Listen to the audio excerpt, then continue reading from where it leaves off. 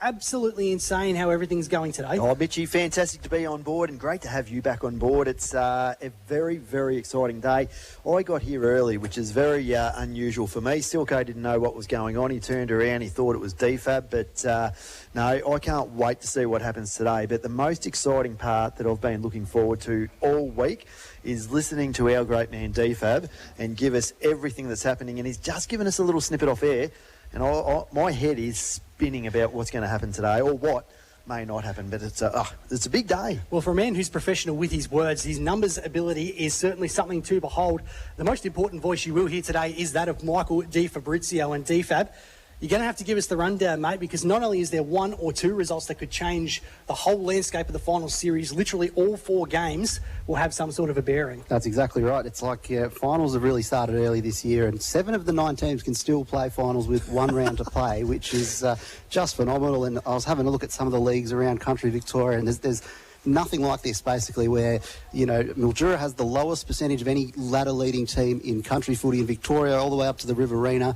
This is where it's at. This is the most competitive league. And Robinvale Euston in 7th place have got a percentage of over 100 still as well.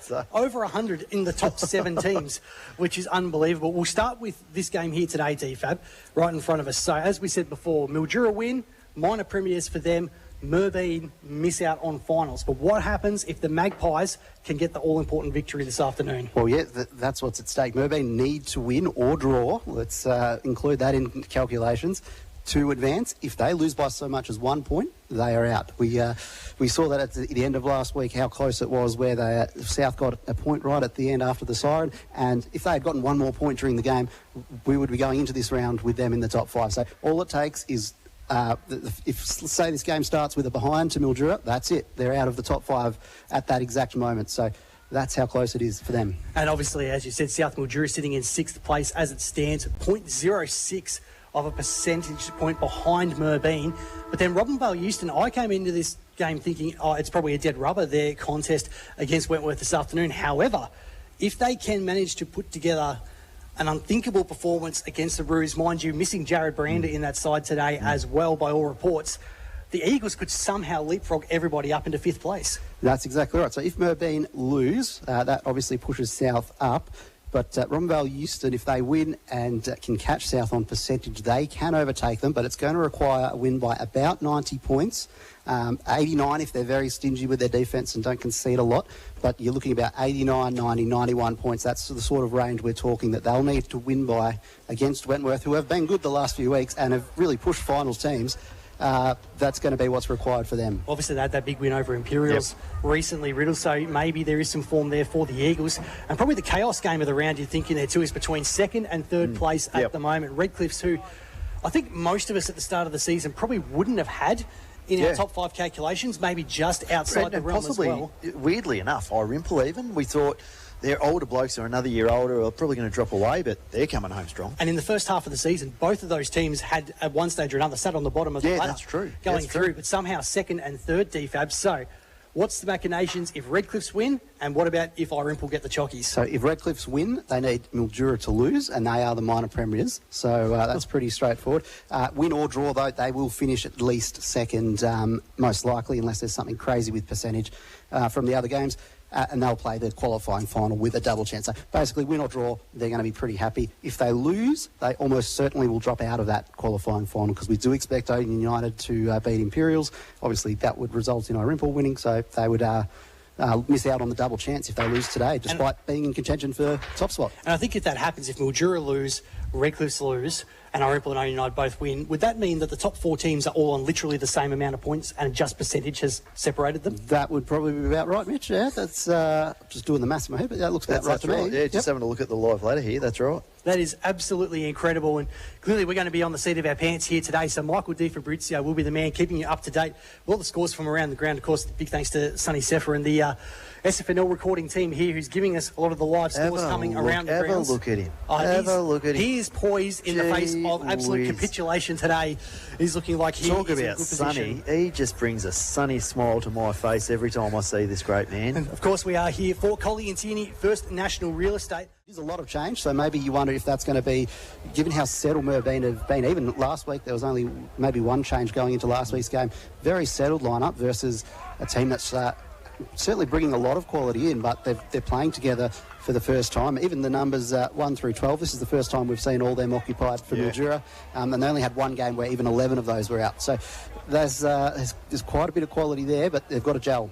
Yeah, certainly for Merbein, finals appearances have been few and far between in the last couple of decades, and the senior fellas have just run out in amongst the reserves team to try and get them up and going. For Fatty Boomba, let's throw down to ground level, and the man who absolutely has the best seat in the house today is our man John Hollywood. And Johnny, perfect almost conditions down there by the looks of it. Finals footy coming up around the corner. This is the place to be right now. Oh, look, it definitely is, boys. There's no doubt about that. And good afternoon to you all. It is an absolutely beautiful day. And don't tell me reserve footy means nothing to nobody. Mildura just won their first game, and trust me, it felt like a grand final for those blokes in the twos. They loved it. Absolutely, Johnny. And you said almost perfect conditions down there. Any wind to speak of at all?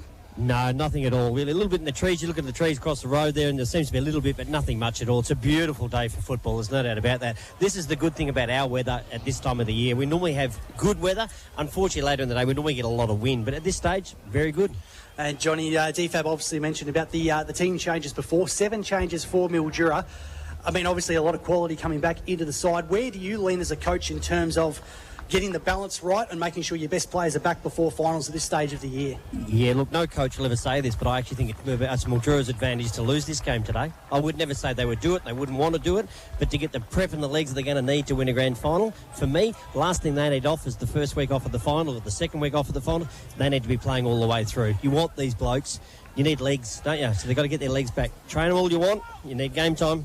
Absolutely, and Riddles obviously Mildura having the bye last week. Then if they do win today in the minor premiership, a bye the next week. Potentially if they win the final after that, another bye before the grand final as well. And 7 players coming back from injury. As Johnny's just hit the nail on the head. The unfortunate thing about this is if they do go with that stop-stutter start, then it's not going to be ideal for these guys. And the reason they've brought all 7 back today is because there's every chance that's going to happen, and they need to get game time. And these guys that are coming through, Mitchy Rogerson, Elijah Brown, Camelo Lando, this is where the fine line comes back to figure out how much game time are you going to give these guys.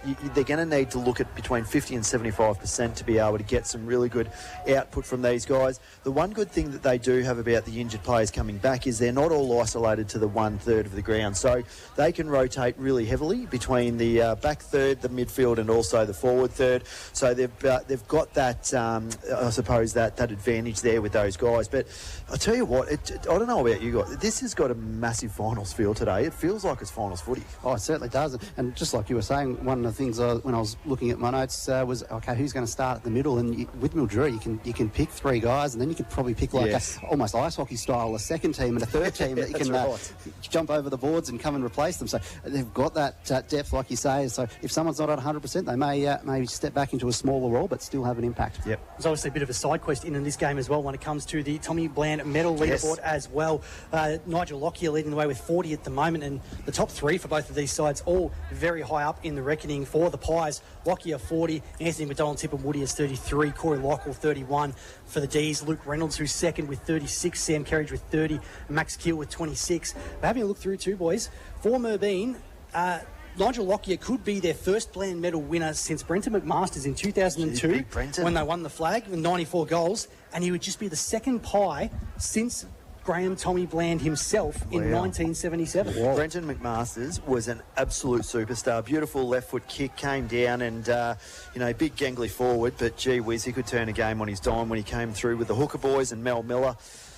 Great memories of Big McMasters kicking goals. Johnny, the coin toss has just been run and won. Certainly has. Mildura won the toss, and they've decided to go to Eddie Wanda Avenue end, guys, so they're heading towards Orinpool. Beautiful. Thank you for that, Johnny. We'll come back to you during this opening term here on Hot FM. Of course, thanks to the team at the Euston Club Resort. Do you know what I'm noticing, boys? I don't know if you've noticed the same thing, but there's a little pocket just down here to the right of our beautiful seats that we've got up here at the Ray Hepworth Centre of South Mildura people. And so there's either going to be South Mildura people here at the game, or they're going to be intently listening. So make sure, if you are a South Mildura supporter, you do not leave 106.7 FM today. And how good is it that the two teams with the biggest chance to get that fifth spot are the two teams with the longest finals droughts? 14 right? years for South Mildura, 10 for Merbein. Wow. So there's going to be a very happy set of supporters, assuming Robinvale Euston don't crash the party, of course, but most likely someone's finals drought will be over. I love that. Absolutely. Vinny Rhodey, we haven't spoken about Vinny. Now, he's got it. Last week, late in the game, he came off with a bit of a tender hamstring. Now, he is out there, and he's certainly got some black tape around that right hamstring. So this just goes to show they're throwing everything here at this game today, Mitchie. Well, massive performance from him last week. 32 disposals, 7 marks, 10 rebound 50s in there as well for Vinny Rhodey. For Merbein, they've lost 4 of their last 5 matches, basically been sitting second on the ladder for most of the season. The average margin has been just 10.5 points. I think 3 of them have been by single-digit figures, and 1 by 27 points, which has blown out a little more. But I think for them, they could absolutely count themselves as unlucky, Riddles, if they do manage to fall out of the final 5. As you mentioned before, Vinny Rhodey's actually starting on the bench. So maybe some time coming on and off for him. Angus Smith, Justin Frankel alongside them as well. I think Will Vamos Felton is the other coming to the point. It's intriguing there with Smith and Rhodey, because they certainly give a lot of drive coming from half back. Frankel, obviously a key defender there as well. Lamos Felton a little bit more inexperienced than the other boys, but intriguing that you've essentially got 3 backmen coming off. And with that, maybe when they come on, that's the time that Hooker moves up and pushes up the ground and spends a bit more time on ball. That's a potential X factor for them. Well, just having a look in the back line. So Nate Bull, you've got Harradine, you've also got Lee Page, looks like Cole Stevens has gone back, Cooper Dodds and Michael Hooker. So they're going to look to get a bit of run and carry, but that's where I would have thought young Smith probably would have provided a little bit back there as well. So as we see, Harradine's going to McDonald. First quarter of your round 18 contest underway here on 106.7 Hot FM, and it's Phillips for Mildura with the first tap down. Scoop handball from RJ Watson, missed the intended target, and now Rowe for Merbein, outside of the boot, just scrambles it towards the 50. Leahu underneath it, gets taken in a tackle, quick handball backwards. Down the lap here of the skipper in Rogerson, who returned to the team today. But his opposing skipper, Noah Hills, takes the chest mark. About 65 from home. Wheels off the mark and goes long inside 50. Going towards the sticks, Seward probably could have taken the mark, but just decided to take the percentage option, spiked it across the line, and a minor score there on the board. First one of the day on the Cumula Club scoreboard. Merbein 1 behind, Mildura yet to score. Welcome to the top 5, South Mildura. Welcome to the top 5, South Mildura. I love this. Live ladder, absolutely fantastic. As we see Rogerson clear out of the back goal square, looking long for Morello. So it's Walker. Walker takes it at the 50 with a wobbly kick going forward. Looks like the interception coming through from Harradine. It's been spilled to the ground. McDonald tries to get a handball out cleanly. Smothered. Could have been taken high. Stevens, who's going to take a free kick, and he's going to be on centre wing on the outer side, and just went in a little bit too ambitious.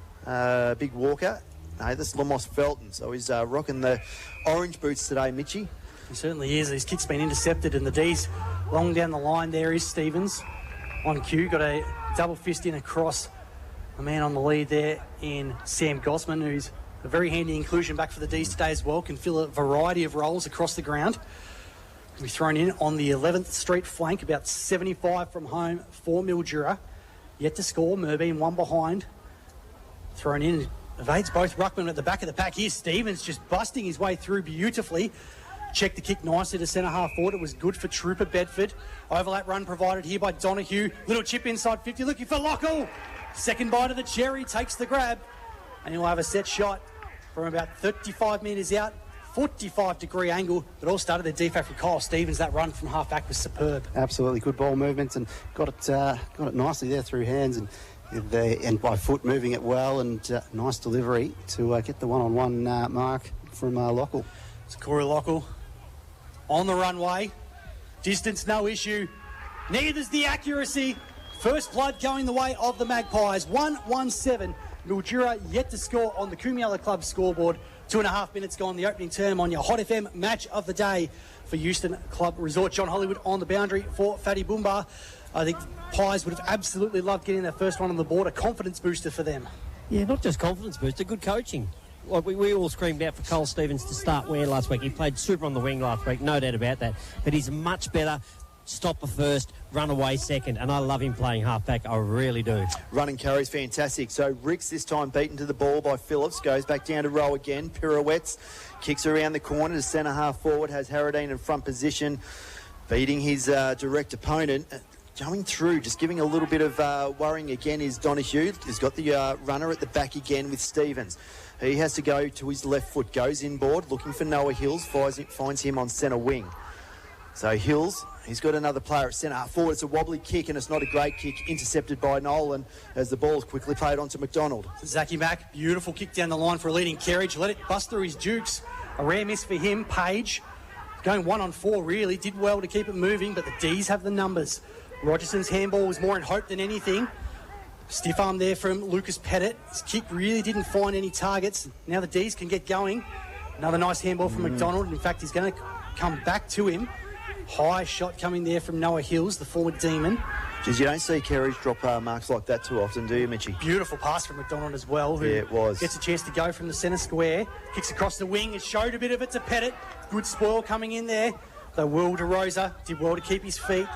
Retreating handball. High up and under kick there from Buchner. 2-on-1. Kerridge Smart. Brings it down to ground level. Nolan kicks back in. Centre square. Leahu. Off one step inside 50. Chance to mark. Yeah, free kick. It's going to be a free kick. Chop over the arms, and I reckon that might be Max Keel who's going to get it. He will take the set shot. Probably just inside the 50 with only a slight angle to speak of. Tarrant Lee, who's averaged 27 touches the last 3 games, Riddles, he's been in good form this year. He's been in great form, and as we said, got dropped late in the season, missed out on the premiership last year, and had every reason to be able to drop that lip, but he came back bigger and stronger, and he's had a fantastic year. But so is this young fella here, Maxi Keel, in their top 3 leading goal kickers, only 17 years of age, as he looks to line up 45 metres out, close to the man on the mark. It looks good off the boot. Has it got the carry? I think it might have just slipped over, and he has. What a goal to Maxi Keel. Good finish in the end from young Max Keel. It took a little while for the goalkeeper to decide whether it made the journey or not, but that's goal number 27 for Mildura's number 4 this campaign. They are 1 straight 6. The Pies 1-1-7 on the Coomiella Club scoreboard. Yeah, just around the grounds, Wentworth had a bit of a lead early against Robin Euston, but it's now 14-12 the Eagles' way, but they need a much bigger lead than that if they're going to make an impact on the top 5. Absolutely they will. As we're back into the centre of Brian Waitman Oval. Thrown up, Ricks for the tap down. Trying to bust their way through there, the Pies. Scott Bedford trying to tap it to his own advantage. Scramble through and stacks on the mill, still in the centre of the ground. Really like Lamos Felton coming through. He's got some real mongrel in him at the moment, hasn't he? Also like the fact they've started with Ash Rowe at the centre bounce. He's got the first 2 clearances of the game. DeRosa trying to get his way through from Mildura. But the Pies have a chance here. Handball out the back is to Vinny Rhodey, who kicks in space for Pettit. He's had a good start to this one. Takes a bounce outside of the right boot, goes inside 50. Lockyer. Well done by Hurley, who got there late. Great spoil. Rogerson's handball was enough into space. That one's in dispute and going across the line. It did look like Lockyer had space to leap at it, but Hurley, with those go-go gadget arms, did enough to get it across the line. What a fantastic lineup we've got there. 2 absolutely brilliant players in Lockyer and Hurley going out to battle. At the top of the 50, umpire throws it back in. This time it's Harradine going up against Phillips. Phillips front position, sharked perfectly by Dusha. Kick smothered off the boot, in dispute, 35 metres out from goal. The umpire's called a free kick. It's a holding the man, and it's going to go to RJ Watson, who the D's are very happy to see here. Goes short inboard, finds Leahu. We spoke about his season, been fantastic all year. On the outer side, a nice kick from Rogerson. Looking for a lead from Walker. Walker's got a couple of players that he needs to tap the ball over as the troops come in to try and help him out. He's pedalling backwards at the moment. Ball kicked out of the contest by Camelo Lando, and it's bounced awkwardly there for Vinny Rhodey, who had front position, and it's gone sideways as the players all jump over the top of it, and probably a metre inside centre wing on the outer side there'll be a throw up. John Hollywood on the boundary for Fatty Boomba. Any matchups taking your fancy so far? We've had lots of good matchups to start with, but they've rotated that much, boys. I don't know who's on who at this stage. We've already had 12 changes each side. As the ball has gone out of bounds, as Angus Smith looked to gain some territory, it's going to be thrown in about 65 metres from home for Mildura, 11th Street flank. They're going to the Eddie Wanda Avenue end of Brian Waitman Oval. That's the right of your radio dial. We'll listen in to Michael Di Fabrizio as the game goes on today. He'll have all the numbers, see where this crazy season is going to end up at the end of today. As Merbein trying to attack forward. Donohue's handball was good. What was that? Though, fresh airy there from Vinny Rody. You don't see that with the handball too often. It's like he was trying to wrestle sharks there for a while. Excuse me there, boys. Yes, Johnny? Yeah, look, the thing I do love about the coaching from Merbein, and I said this off air earlier, look at Page has got and look who Bull's got. That's who they should have. If you want young blokes to become good full-backs and centre-half backs, give them the best players.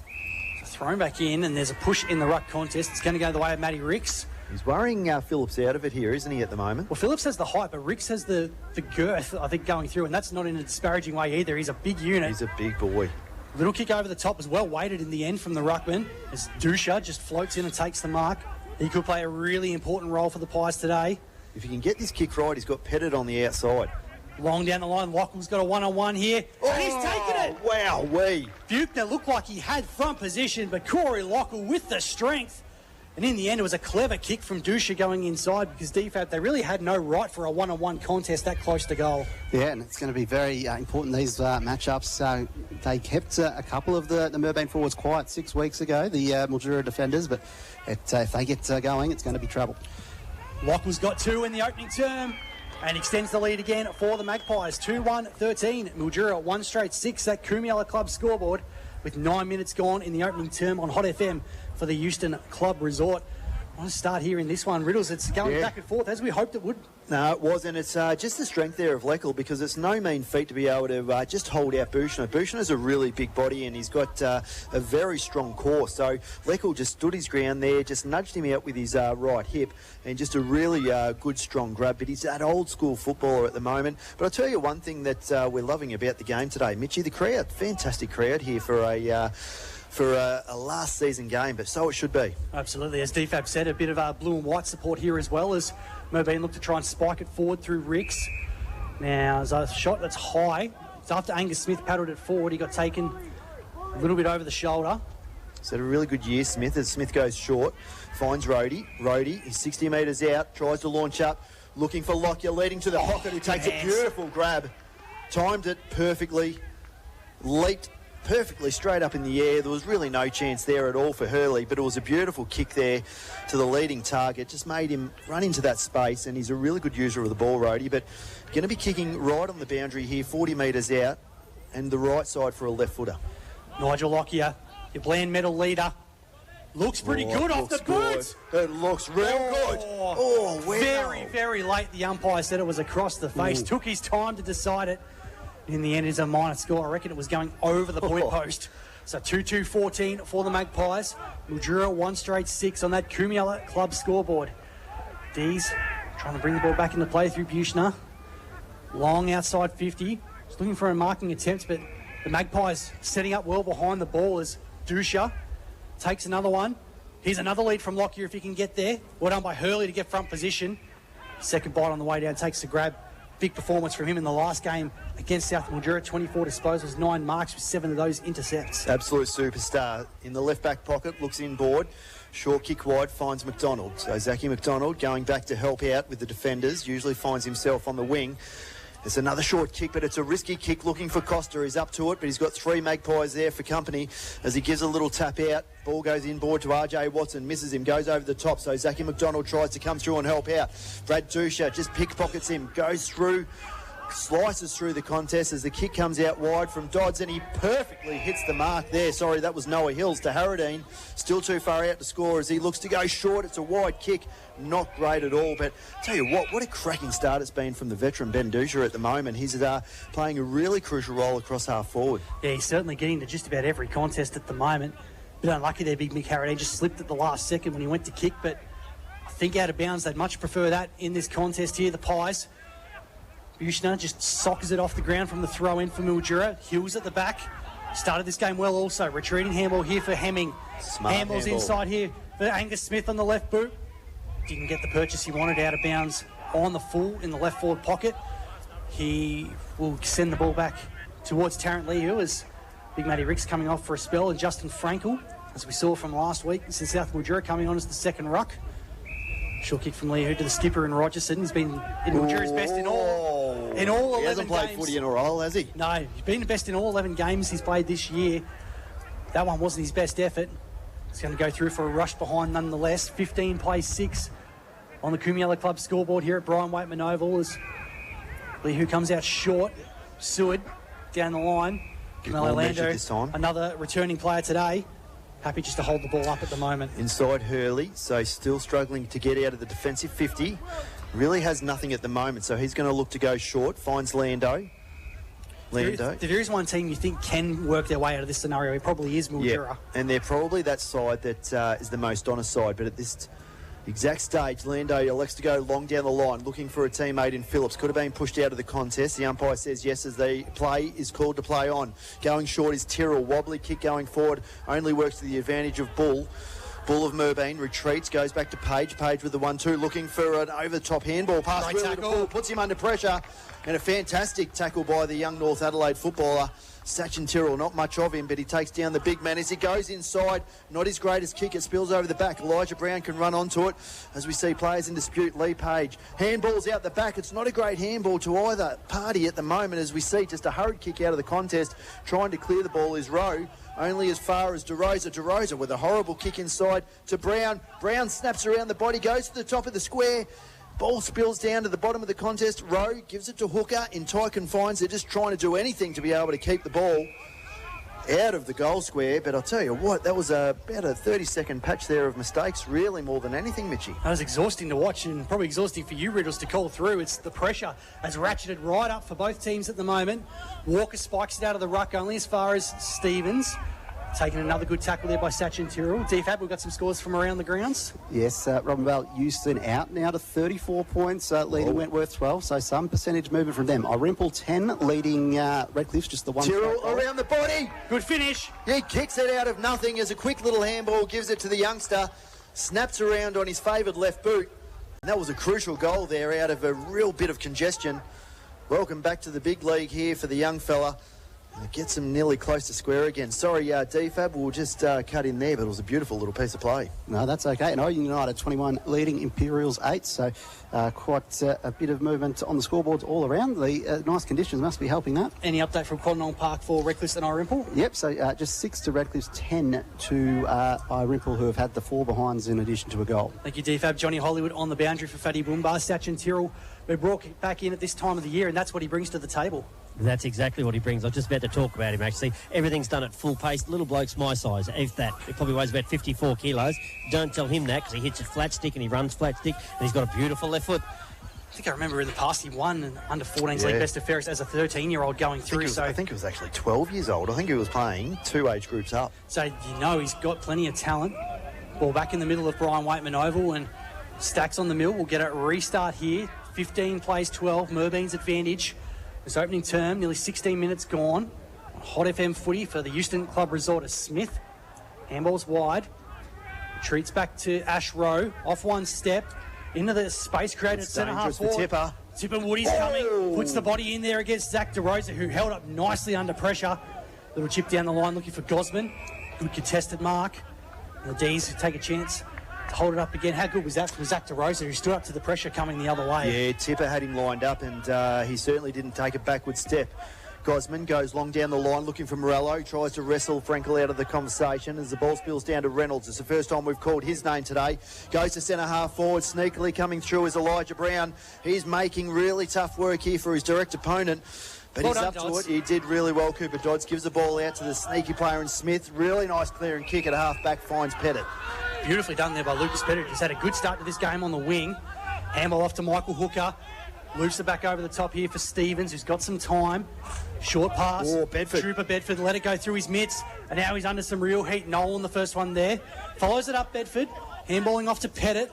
Tried to bust his way through. Costa for Mildura in there as well. It's hard work for everybody. Now the D's can emerge. Outside of the boot from Rogerson. Looking for Brown. Oh, it's a free kick there. Shepherd off the ball there from Dodds. I thought he may have done enough, but the umpire saw it. He just gave that little bit of a nudge in his hips, didn't he, Mitchie? And it just was enough there to call a Shepherd. So inside the centre square here is Elijah Brown.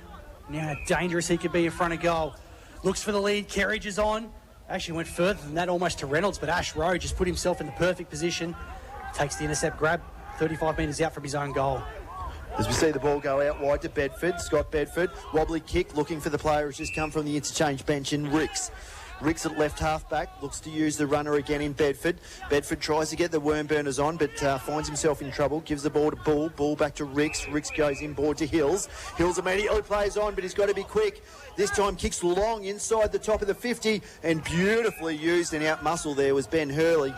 And again, we've just seen him do that time and time again over his career, and this time, very, very crucial save there in the back line. Just peels off so well as the ball going through Lehu now with Camelo Lando at left half back for the D's. 11th Street flank.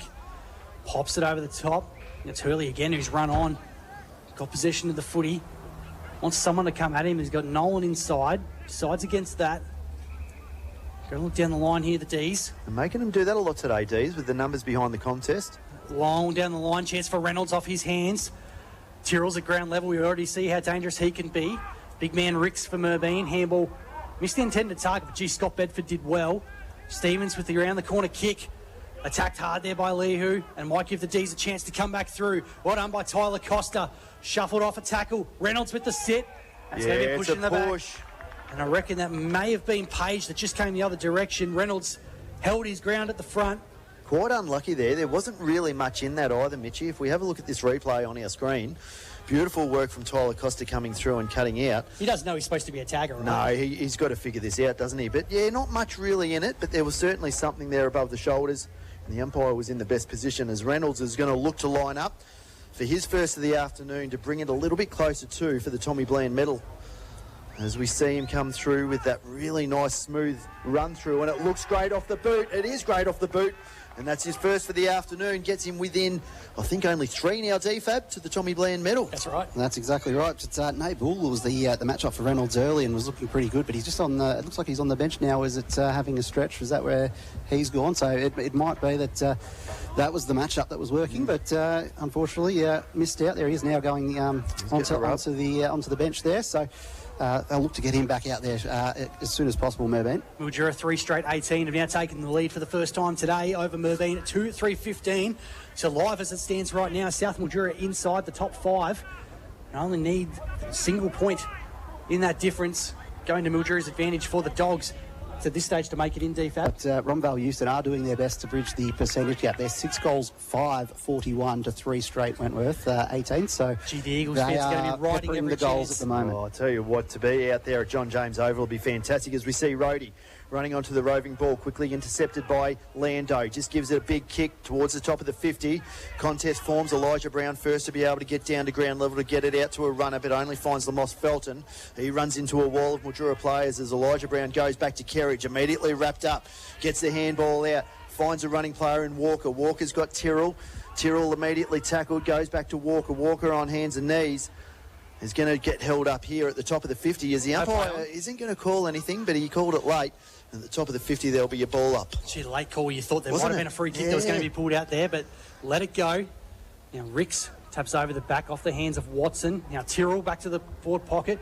Interesting decision there from Lee Page, It's on the full. He's kicked it. who decided to spoil the Kerridge mark with his foot, and on the boundary line has actually put it out of bounds on the full. So Sam Kerridge, left forward pocket, perpendicular to the goals. He's going to have to go around the body. Was that like a scorpion kick? It was like a scorpion kick. Zlatan Ibrahimovic about it.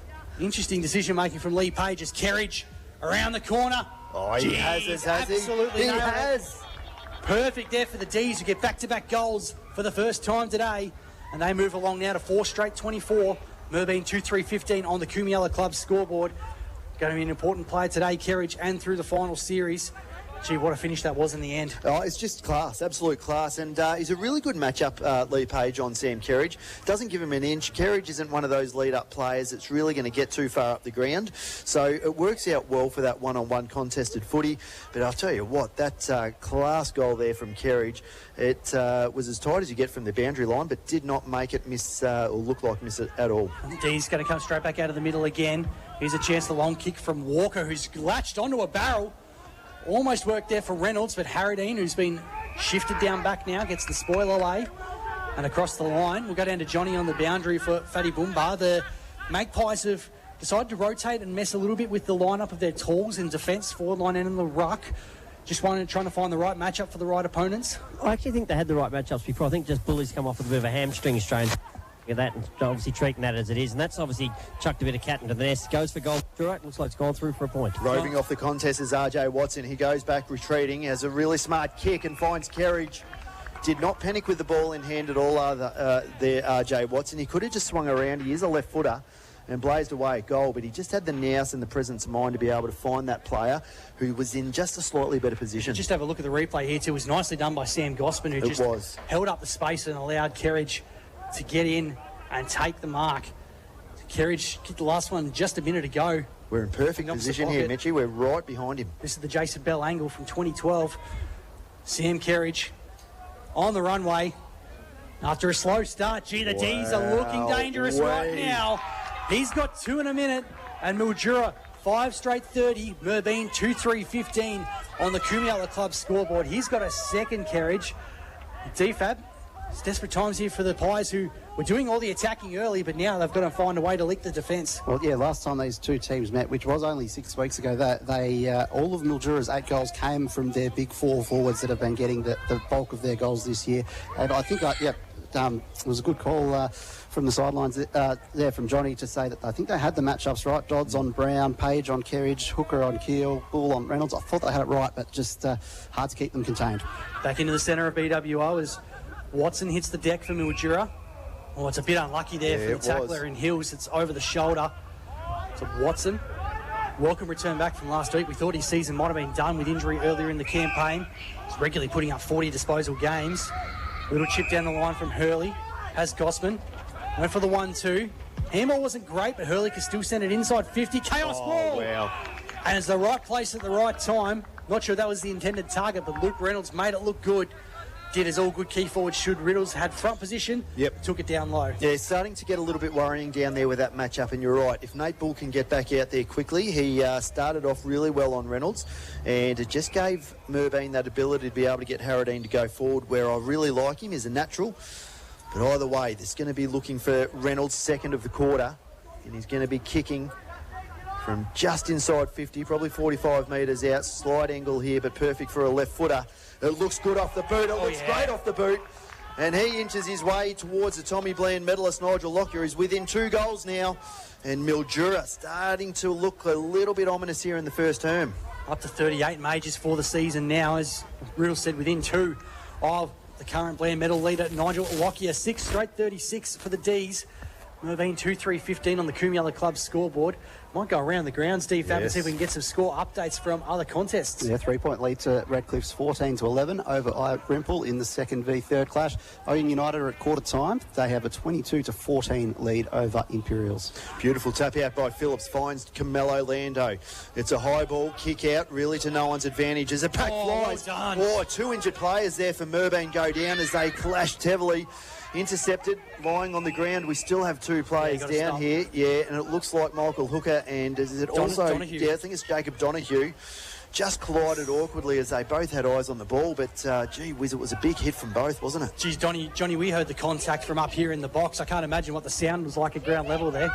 Have a look at the 2 boys kneeling on their knees. They're both just winded. Look, the wind's just come out of both, and both brave, and that's good footy, isn't it? Now, no disrespect, but if Nate Bull's fit to go back on, get him back on, get your matchups right, get Harradine forward or second ruck. Let's do it. Especially Jake Donahue there. I reckon DFAB needs the kudos because he was going in the wrong direction, knowing the contact was coming, but did it beautifully as Hooker.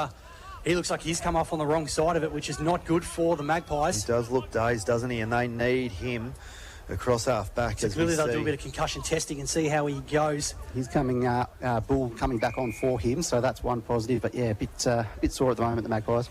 So thrown up just outside the centre square. Ricks with the tap down, but all D's at the back of the pack. Watson with a high up and under kick. Gossman front position. He's been held. Took the mark anyway. I think you want that in the stats rather than the free. Meanwhile, kicks into the centre of the 50. Lamos felt in front position, but goes through him. Lovely little handball off from the contest for Kerridge at Tyrrell. Just didn't quite get the purchase he wanted on the left boot. Just to the narrow side of the upright. First blight on the scoreboard for Mildura today. 6-1-37. Merbein 2-3-15 on the Kumiala Club scoreboard. But as DFAB said, Riddles, injury concerns for the Pies coming into this game, and already in this first term, maybe down a couple of troops. Yeah, they are, and the players that have come back from injury for the D's are playing in great form as we see the ball cleared out of the 50. Nice punch from behind from Phillips.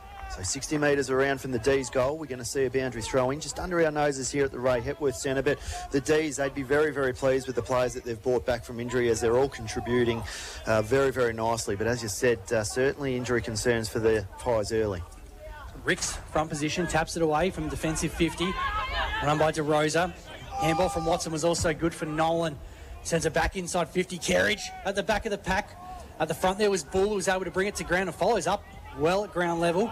Had the right idea to chip it for Dusha. A little bit much on it, but out of bounds. And the D's, after a slower start, have kicked the last 5 goals, I think, of that opening term. And they take an important 22-point lead into the opening break. 6-1-37 over Merbein, 2-3-15 on the Coomiella Club scoreboard. And that opening term brought to you by the Euston Club Resort. Here on 106.7 Hot FM, SFNL Footy in 2026 is brought to you by Collie & Tierney, First National Real Estate. We're going to throw back to the studio for some messages from our sponsors. We'll be back on the other side of this for a quarter-time analysis and also some score updates from around the grounds. It's your home of live local sport and your home of live footy in 2026. 106.7 Hot FM. Collie & Tierney, First National Real Estate. It's quarter time of your Hot FM match of the day, the final round of the home and away season. And all 4 games are going to have a bearing on how the final 5 looks going ahead.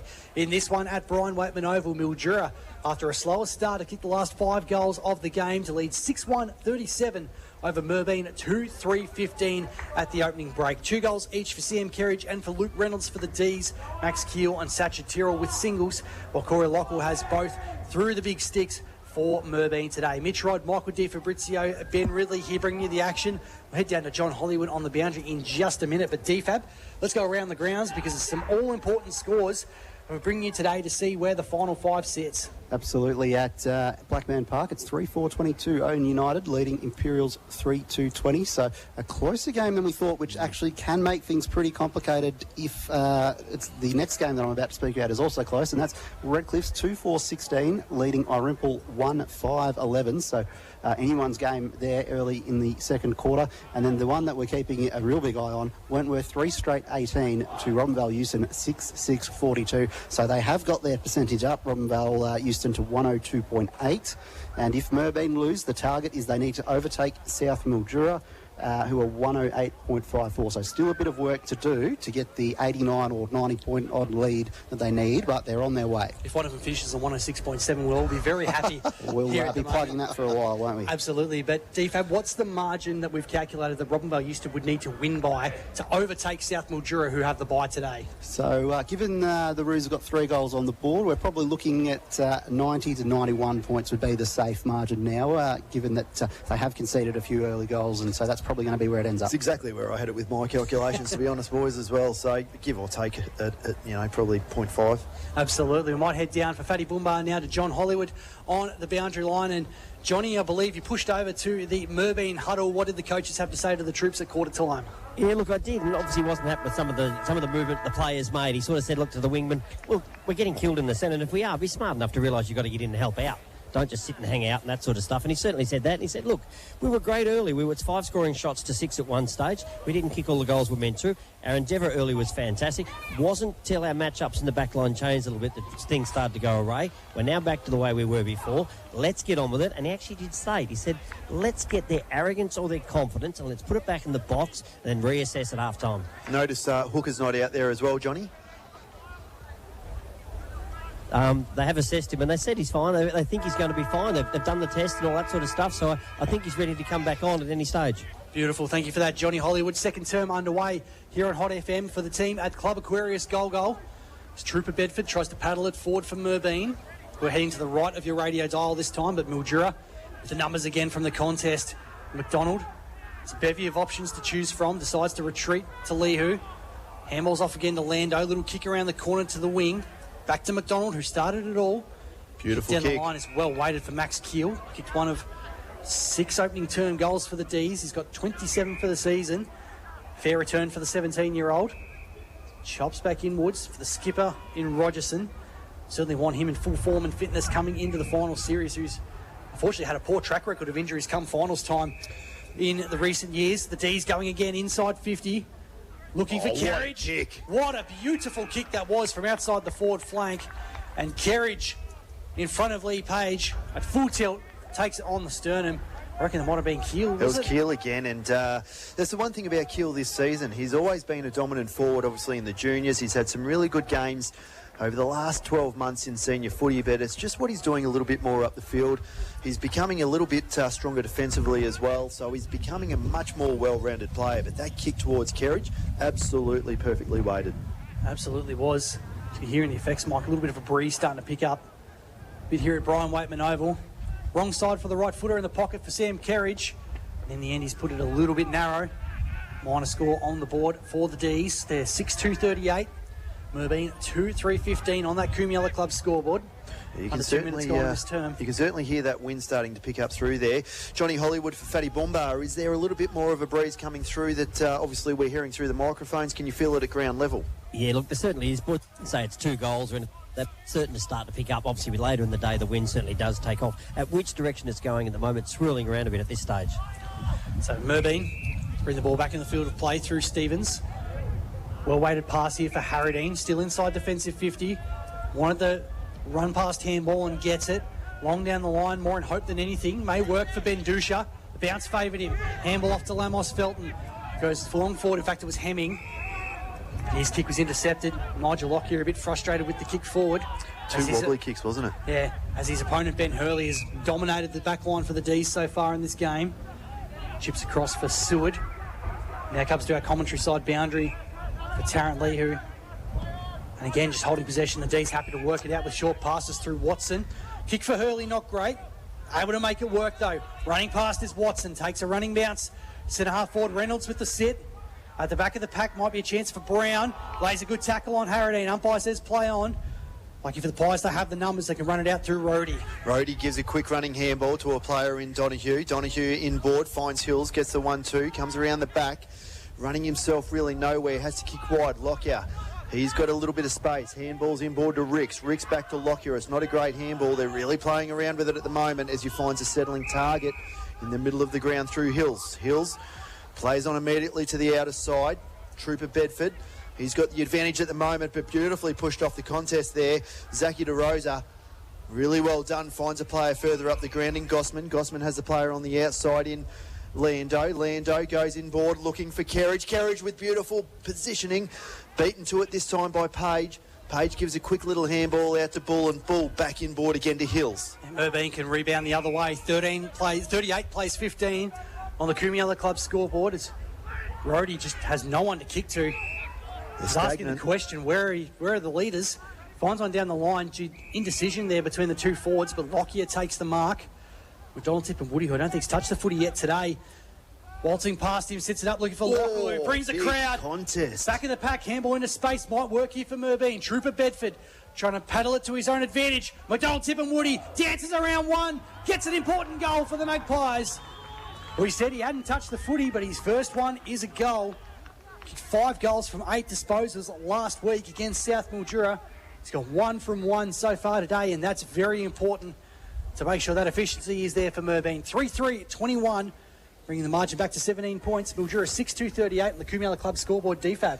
Well, Ronval Euston are halfway there and living on a prayer because they have a 48-point lead over Wentworth. So they are pretty much halfway to what they need, that 90-odd points plus to bridge the percentage gap. So those South Mildura guys that are on the sidelines, we'll keep an eye on them. They might be heads down for a little while now. Either be Champagne or Bundy Rum, one of the two that's going to be coming out at one stage. Johnny on the boundary for Fatty Boomba. An important goal there from Anthony McDonald, Tip and Woody, who could pop up with a few in his little amount of kicks today.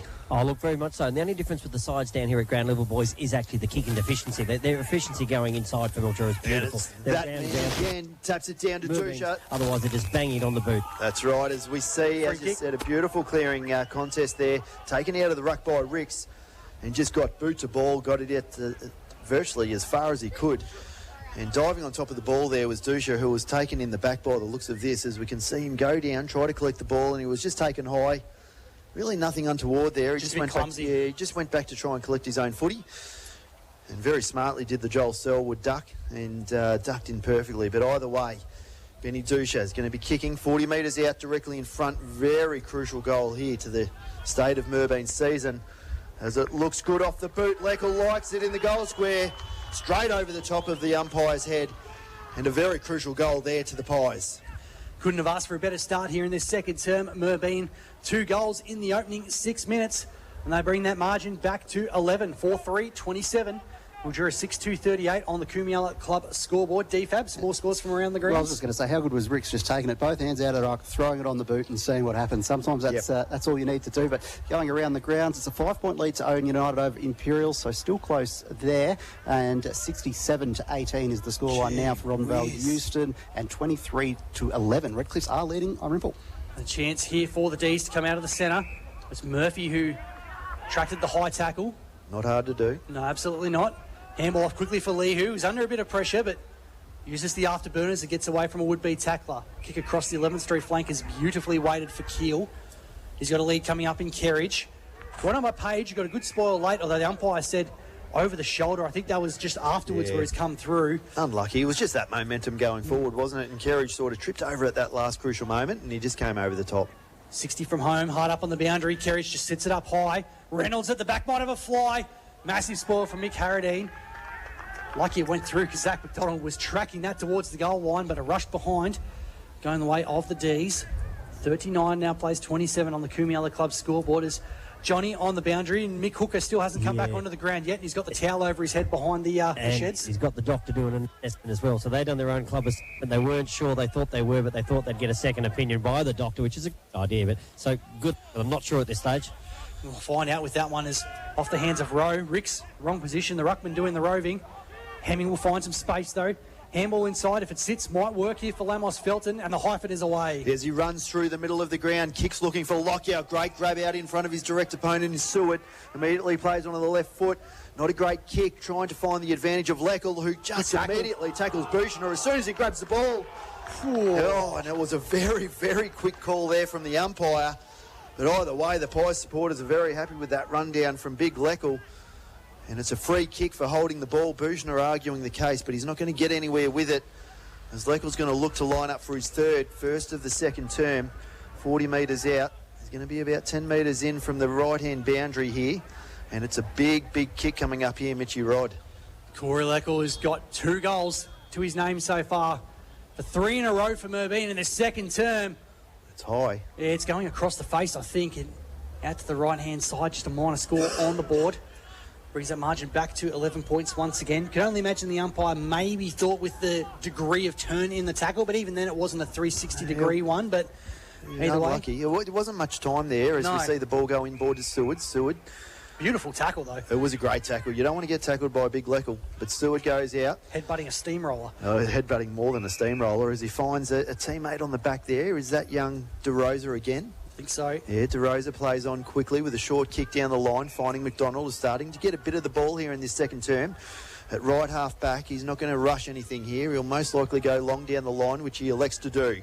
As the pack forms, coming from behind, and it's a big grab. It falls out of the hands there of Reynolds into the hands of Bull. Bull gives it off to a running Smith. Smith, short kick on centre wing. It finds Rowe. Plays onto the right boot, goes to centre half forward. Too hot there, over the top of Leckel it goes. As Leckel runs onto it, intercepted by Nolan. Spills back to Bouchner. Bouchner, hurried kick out of the contest and no advantage. It's a running race. Pettit leading all comers at the moment. First onto it. Goes with a short kick inboard, looking for Hemming. It just falls too short. He's got to go back down, try and bend through, but as soon as he gets it, he's somehow kept it inboard to Pettit. Pettit goes short to McDonald, Tip and Woody. And gee whiz, there was a comedy of errors there, and somehow the ball kept on going forward, and in the right forward pocket, it's going to be McDonald, Tip and Woody, and if anyone can do it from here, Mitchie, it's going to be him. Well, DFAB, they seemed in the wrong position almost every time on that occasion, moving it forward, but they still managed to find the right option. Yep, and good from Pettit too. As around the corner with the left shoe, McDonald, Tip and Woody is a little bit too narrow, and that one's through for a minor score. So just bringing the lead back in increments at the moment, Merbein. 39 plays 29 in favour of the Pies. We've gone some 10 minutes in the second term on Hot FM for Club Aquarius goal. I'll throw down to the boundary and John Hollywood down there for Fatty Boomba. Johnny, the Merbein certainly have the momentum right now. Look, they have. There's no doubt about that. The matchups are right down back. That's the main thing for them. That's what they've got to close down, and they're doing very, very well. This scrutiny from the doctor is unbelievable on young Mr. Hooker. Obviously, they're looking after the modern-day football, which is great to see, but the 20 or 30 tests they're putting through it, it's quite extensive. Be intriguing to see what they do for the test too, Johnny. Well, I think we'd probably fail it without actually getting hit to the head, I reckon, most of the time going through. His carriage, taking in a massive tackle from Lee Page. Left divots in the turf on the way through. Absolutely let him know about it. And that was huge, wasn't it, DFAB? Because the Ds were absolutely out over the back. And it's huge for that matchup too, because Carriage has obviously got on the end of a few, and it's a big confidence boost there for Page to just lay him in a big tackle like that. Here's a chance for Lockyer floating at the back, spoiled away by his own teammate accidentally. Follows up at ground level, just gets a kick away to Bedford. Handball to standing still Noah Hills, back to Lockyer. Left foot kick inside 50, McDonald, Tip and Woody trying to tap it down. Follows up with a tackle, Buchner just gets a handball off in time. Lockle, hard up on the boundary. Was that on the full? Well, I think it's just inside the line. The Mildura players behind were thinking it was out on the John Bull, but I think it got a little bit of paint on the way through. On the paint, I reckon. But I'll tell you what, the intensity and the tackling pressure that's come in from the Pies in the last 2 minutes has been a step up in class as we see the umpire throw it back in. Beautiful throw in. Oh, fantastic throw in. Got some beautiful length there as it spills into the hands of Hurley. Hurley over the top to the running DeRosa. DeRosa, hurried kick down the line. Not a great kick as Bull gets back position. It's probably dropped what he should have taken as the ball spills down at ground level. Maxi Keel getting right up on centre wing here is the last one to get off of the ground. So the youngster doing it right across the ground at the moment for the Ds. Did pretty well in basically a 1-on-4 contest there, Max Keel, as Ricks taps it down and Rhodey, beautiful hands out of the contest, Hemming. A little bit hot for Pettit, but Ricks at the back, who's doing the ground level work as well, the big man. Asked a lot of the big man to get down to ground level there. That's Zach DeRosa for Mildura. Gang tackle, but he's taken across the line. It's going to be a boundary throw in, 55 from home. Well, the coaching staff have got to be really happy with this intensity around the contest at the moment from the Pies. As we said, we've got 3-4 numbers around each player for the Ds. Immediately upon gathering the football, they're being tackled and tackled hard as well. As we see Ricks get front position, ball spills into the hands of DeRosa. The umpires get pulled out a free kick. It's a holding free kick, and it's being called against Plugger Murphy. And it's going to be a free kick here to young Angus Smith. He's going to be kicking 55 metres out, looking to reload. He's had a good year, Angus Smith, been in the best year, 8 times for the Pies this year. Yeah, breakout year for the young fella, but he's going to have to kick long and direct here in the goal square. You can see all the numbers loading up here for the Pies as Lockyer tries to give a dummy lead. Going forward, looking for Leckel, and Leckel beautifully. Oh, he's called touched. Incredibly, the umpire's called touch there as the ball comes out through the half-back line as it's a hurried kick in the advantage of Reynolds. Well Reynolds done. tries to toe poke it forward, tripping over at the worst time was Bull. Oh, could have been a kick in the head there going against Dodds. The umpire's just letting the play go and then calls holding the ball. Mildura get the ball back on centre wing as Tyrrell looks for the overlap run from McDonald. He's stifled. Back to Tyrrell, who has to stop and prop. Handball over into space now for Rogerson. 55 from home. Chips it in, looking for Kerridge up front. Half volley. Can't pick it up. Around the corner. Just gets a handball away in time. Keel back to Murphy. Over the top. Might be a chance for Reynolds. Escapes from him. It's going to go through for a behind. But, gee, that one that went inside the forward 50. Umpire had the best view of it. Called it straight away. And then Luke Reynolds, DFAB, reminiscent of a wing-back going through in the Premier League, had about 4 soccer kicks to himself to gain plenty of territory. Absolutely, and how good was the body on the line from Cooper Dodds to just pounce on it anyway and put his body on the line. There's no question this is a finals-like game for Merbein. The amount of times that they've gone into traffic and done something that puts themselves at risk, it's very impressive. 6-4-40, Mildura, Merbein, 4-5-29 on the Kumiala Club scoreboard. It's up 14 minutes in the second term as the Pies out of defence. They've had some really good passes around the ground today. Hemming takes it. Wanted the overlap handball to Rhodey, who said, I'm in the wrong position here, mates. Just bobs it up here for the veteran in Frankel. Of course, they've floated up here, haven't they, Mitchie? They're just starting to use the ball a little bit wiser and picking out some nice shorter targets. Another former D here for Hills. Just bumped as he kicked it. May work here for Pettit, actually. Might have been taken high in the tackle. Umpire lets it go. In fact, he's going to be pinged for holding the ball. I reckon it's a bit unlucky. But Leahu's going to be the recipient for the Ds. He retreats back to Hurley, who's been a star so far in this game. He looks like a Super Trooper with that moustache, doesn't he? Certainly does. Super Troopers 3 out at the cinemas right now. I can imagine it would have been one of your favourites as a youngster, Riddles. It's your kind of territory, I think. It is one of the all-time greatest movies you'll ever see. Do yourself a favour and get some popcorn. And now the Pies go to half forward. Kick out a little bit much on it for Rhodey. Zach DeRosa overran it. May give the Pies an opportunity to come through. Leahu. Hamill's back looking for DeRosa. He's split the pack open with that one. And now Watson takes a couple of bounces, streaming through the middle of BWO. Goes wide, down low. Tough mark taken there from Max Keel. Bit of a weird matchup here as we see Nate Ball playing on Max Keel. Keel goes short, over the top, finds a running player. RJ Watson kicks long, looking for Kerridge. Could have been pushed out of the contest, and the umpire agrees. It was just a late little nudge there from Lee Page. Advantage. And it has been advantage played. Geez, Kerridge is going to drop whoever did that. That's a very gutsy move. Well, it was Luke Reynolds who's now brought himself back to within Reynolds. one. He's got motivation to get the sked on the end of it, I think.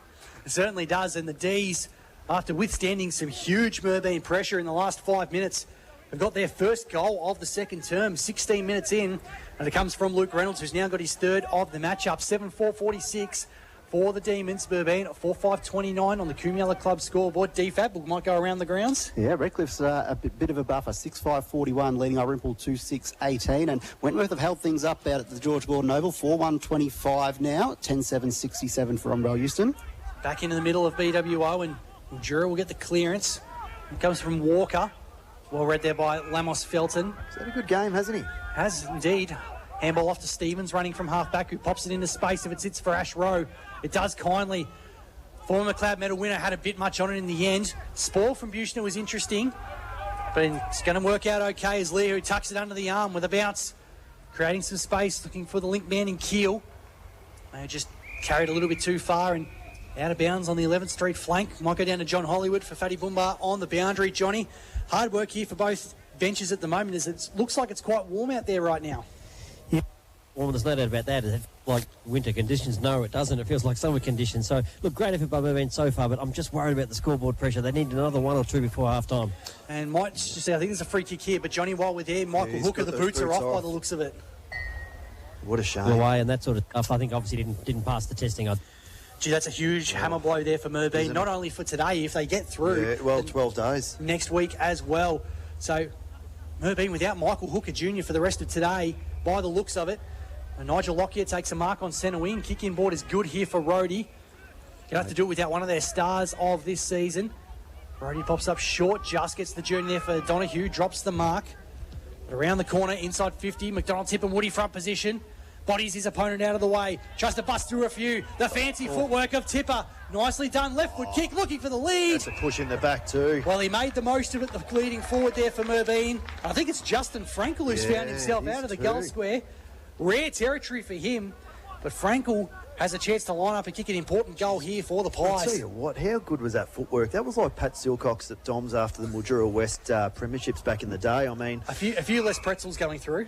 That was absolutely fantastic. With 20 drinks in him, by the way, though. Oh, he's a vodka cruiser crusader back in the day. Him and Matty Walder, they just dominated the vodka cruisers back in the day.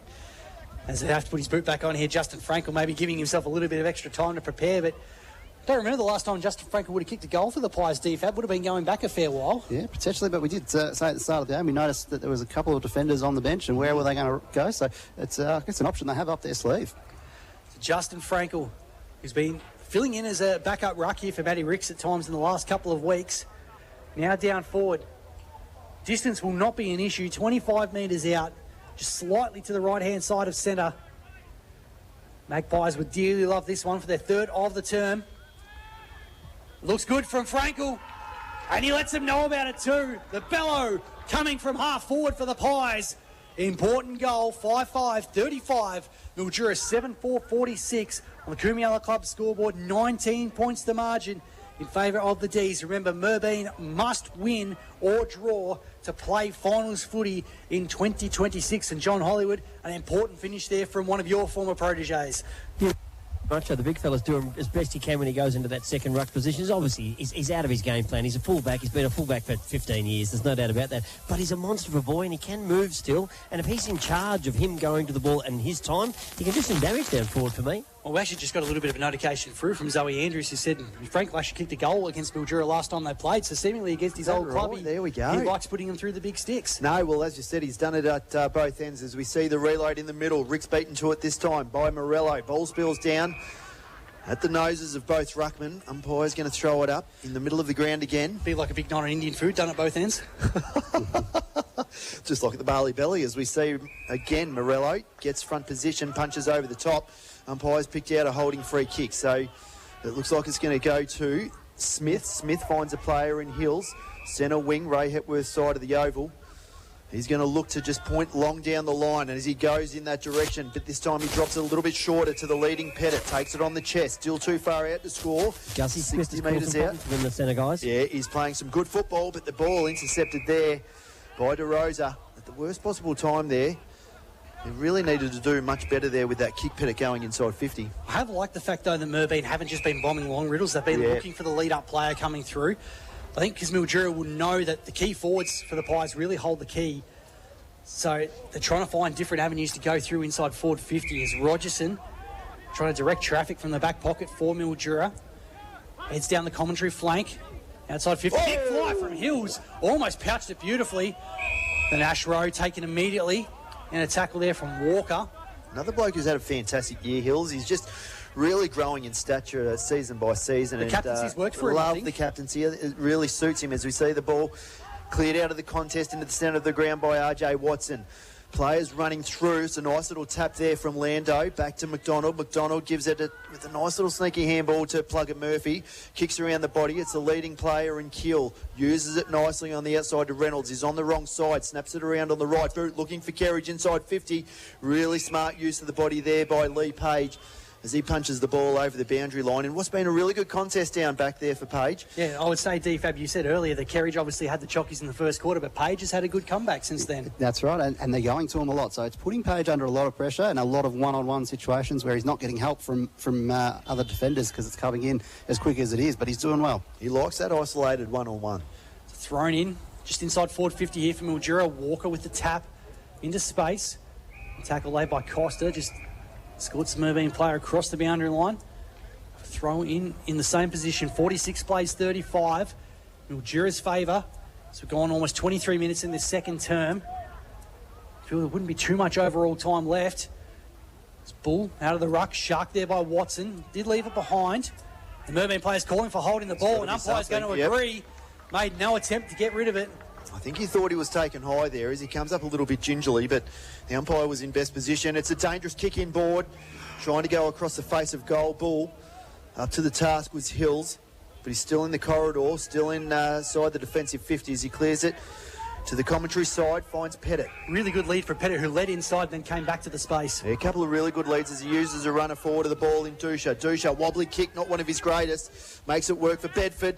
Tries to turn a player inside out, but DeRosa, he knew exactly what was coming there. He's tackled him immediately, and Zach DeRosa has made a really good name for himself across half-back at the moment. He knew exactly what Bedford was doing there. He knew his opposite number 2, and he was going to try and get past him and made sure he didn't do so. Ricks out of the middle just gets a handball away, but Costa arches the back and sends it back down the line for the D's, off the hands of Keel. Hemming taken immediately by Tyrrell. They've made a change there as well. You can see Lamos Felton has gone back to Keel. No, Bull has gone back up to him again. So I wouldn't have minded actually seeing Lamos Felton there. So tap down for Phillips. Off hands there from Watson. Handball to Ricks for Merbein though. Rhodey just bundled over immediately there by Nolan. They can get it out here. The D's, they've got numbers. Watson, handball back. Little left foot kick forward for Liu. Awkward one for anyone moving towards it. Bull's happy to escort it across the boundary line. So we close in on half-time here from Brian Waitman, Oval Mildura. 46, lead Merbein 35. DFAB, any more updates from around the grounds? Yeah, half-time out at George Gordon Oval, 25-68. So a bit of a late in the half there for Robin Val Euston. Free kick plucked out of there, out of the contest. Pushing the back as we see Phillips reload. Big kick to the top of the square. Pack forms. Front position. Gets the Kerridge as he roves his own ball, spins around on the left side, tries to snap towards goal, and on the last line of defence, his direct opponent comes through with a nice little hand to run it over the line at the half-time siren, Mitchie Rod. Absolutely, very much timely there from Lee Page to ensure he got a fist to the ball and send it across the line for a rush behind. At half-time, it's Mildura 7-5-47, leading Merbein 5-5-35. A 12-point lead at the main change. As it stands right now, Mildura on their way to becoming minor premiers. Merbein will miss out on finals. South Mildura will take their place. However, as DFAB said before, Robinvale Euston starting to make their move at the back end of their contest against Wentworth down the highway. We're going to throw back to the studio, take a few messages from our valued sponsors. The halftime wrap is on the other side of this. We'll hopefully get some more score updates from around the grounds as well for Club Aquarius Goal and also for Collie and Tierney First National Real Estate. Footy is live and local on 106.7 Hot FM. There's just one half of footy left in 2026 to determine who is going through to the final 5 in the SFNL. Of course, on Hot FM, every game is brought to you live thanks to Collie and Tierney First National Real Estate. At this one at Brian Waitman Oval, it's Mildura 7-5-47, leading Merbein 5-5-35 on the Kumiella Club scoreboard. For the D's, Luke Reynolds has 3, Sam Kerridge 2, singles for Max Keel and for Sachin Tyrrell. While for Merbein, Corey Lockall has 2 to his name, Anthony McDonald, Tip and Woody, Ben Dusha and Justin Frankel all have majors as well. To take you through the first half of the contest, Ben Ridley, Michael Di Fabrizio and John Hollywood will run it through with you. Riddles, Merbein attacked, held on in that second term when we thought maybe they might have been overrun. Yeah, we thought probably going into the start of that second term, and especially the first 5-10 minutes, DFAB, started to look a little bit ominous. But then the tackling intensity around the contest really picked up. Some really big hits. We saw Lee Page take down Sam Kerridge, and I think that inspired a couple of extra tackles probably over that next 10-minute period. But the intensity really, really picked up for them to be able to just tie the contest down, get it back to scrappy footy, and that's where they need to keep it. They see themselves within 2 goals at the moment, and boy, I'll tell you what, are we set for a second half at the moment. Yeah, that's it. It's all set up perfectly, and it does have that intensity, that finals intensity, like you say. That there are some big tackles, there are some big lunges at the ball, even as players are coming towards you. It's they know their season's on the line, Merbein. They're playing like it. It's just a shame that they're one down on the bench and are going to have to navigate that in the second half. Well, that's it. Johnny Hollywood sitting upstairs with us at the moment and had front row tickets there to all the happenings that were obviously going on with Dr. Travis Taggart there with Michael Hooker. I mean, that's a huge loss, as we said, not only for the parameters of this game, but if they do win going forward with that 12 days mandatory break. Besides young Hooker being a young player and needed vital by Merbein right now, it's the fact that they're down 1. Yep. You don't want to be down 1 today. You just do not want to be down 1 in a game like this or finals. I know some other country leagues have where you've got a spare player, so if they're crossed out with this sort of injury... the sub. They're allowed to bring the sub on, which I think is not a bad thing for country football at certain levels, because Merbein are now down 1. Yeah. It's very, very hard to win a game down 1, especially with rotations, big ground, nice warm weather. But the thing that did improve with Merbein in the second term was their ground kicking skills. Yeah. In the first term, they just banged it on the boot, got it forward. Yeah, it worked for them a couple of times, but then they started to control it. You blokes called it just here in front of me in the centre wing. Young Hemming kicked the ball forward, and the forwards just looked at him and yelled, and they screamed, because he was told by a bloke right next to me, you've got time, grab a target. He didn't. He just banged it on his boot, kicked it forward. That happened in the first 2 minutes of that quarter, so that was obviously an emphasis for them. Let's get our ground skills up. Look, talking's there, look, kick, and that certainly happened. So their ground skills are much better, and everything followed from there. They were tackling hard, doing all the right things. They were trying to win the contest, but the good thing about it, they weren't just giving it up because they had to. Yep. They hung on to it a couple of times. Yeah, a little bit too long sometimes, but they weren't giving it away for nothing. They were going to give it away to their advantage. And I think that's the thing, DFAB, that we've admired the most with Mildura this year, is they really do, don't they? Exactly what you just said there, Johnny, is they've just got that ability to really lower their eyes, lower the temperature, make sure that they don't blaze away for the sake of doing it. And if there's a side that could be found guilty of doing it, they've got the cattle up forward to just blaze away if they want, but they're so measured and composed. They don't even blaze away from full back. Yeah, as you called it in the last 5 minutes there, Roger was doing what as he was going to kick in?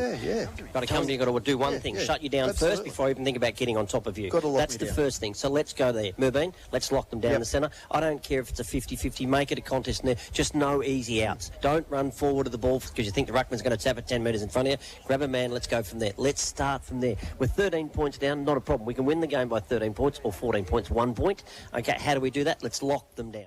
We don't want to overuse him because he's going to now want to be able to, as I said in this second half, give everything he possibly can, and he's going to need. So then we start looking at during game time, do they look to drop another number back to be able to free up their forward line a little bit and just have that little bit of extra help? Because what you're seeing Mildura do at the moment, Mildura's leaving quite an open forward line to try and get that one-on-one contest at the moment as much as they can between Page and also Kerridge. So that's probably where... I don't think Merbein are smart enough to do that. And that's no disrespect. That's my team I'm talking about. They're a very good football side, but I think Merbein need to be told what they need to do. They need to be told. If you say to one bloke, you are now loose in defence, he gets lost. Give the Bulls the keels. Give the other blokes the targets, and then let them play one-on-one. If Merbein can ground this out, they'll do it 22 against 22. And I think you blokes called it, when one of the big forwards come off, bring the defender. Yeah. Otherwise, don't change them. Yep. Let's go back to the old traditional football. That's what Merbein play the best. And what did Mildura do? They still play traditional football. Oh, yeah. They've got game plans. They will not kick the ball to anybody. They won't change. They don't change. Play their game with them. Stand next to them and see what happens. Yep. And in terms of that defensive setup, I think the hand's been forced by the hooker injury. Bingo. They looked perfect almost before that, and when Bull was out there as well, Rashro was dropping back into the hole to chop supper. They were helping each other out, and I just think that they could throw an extra person back, but right now they just need whoever is back to be accountable to someone, because they've just lost one of those guys that was helping shut down those key forwards.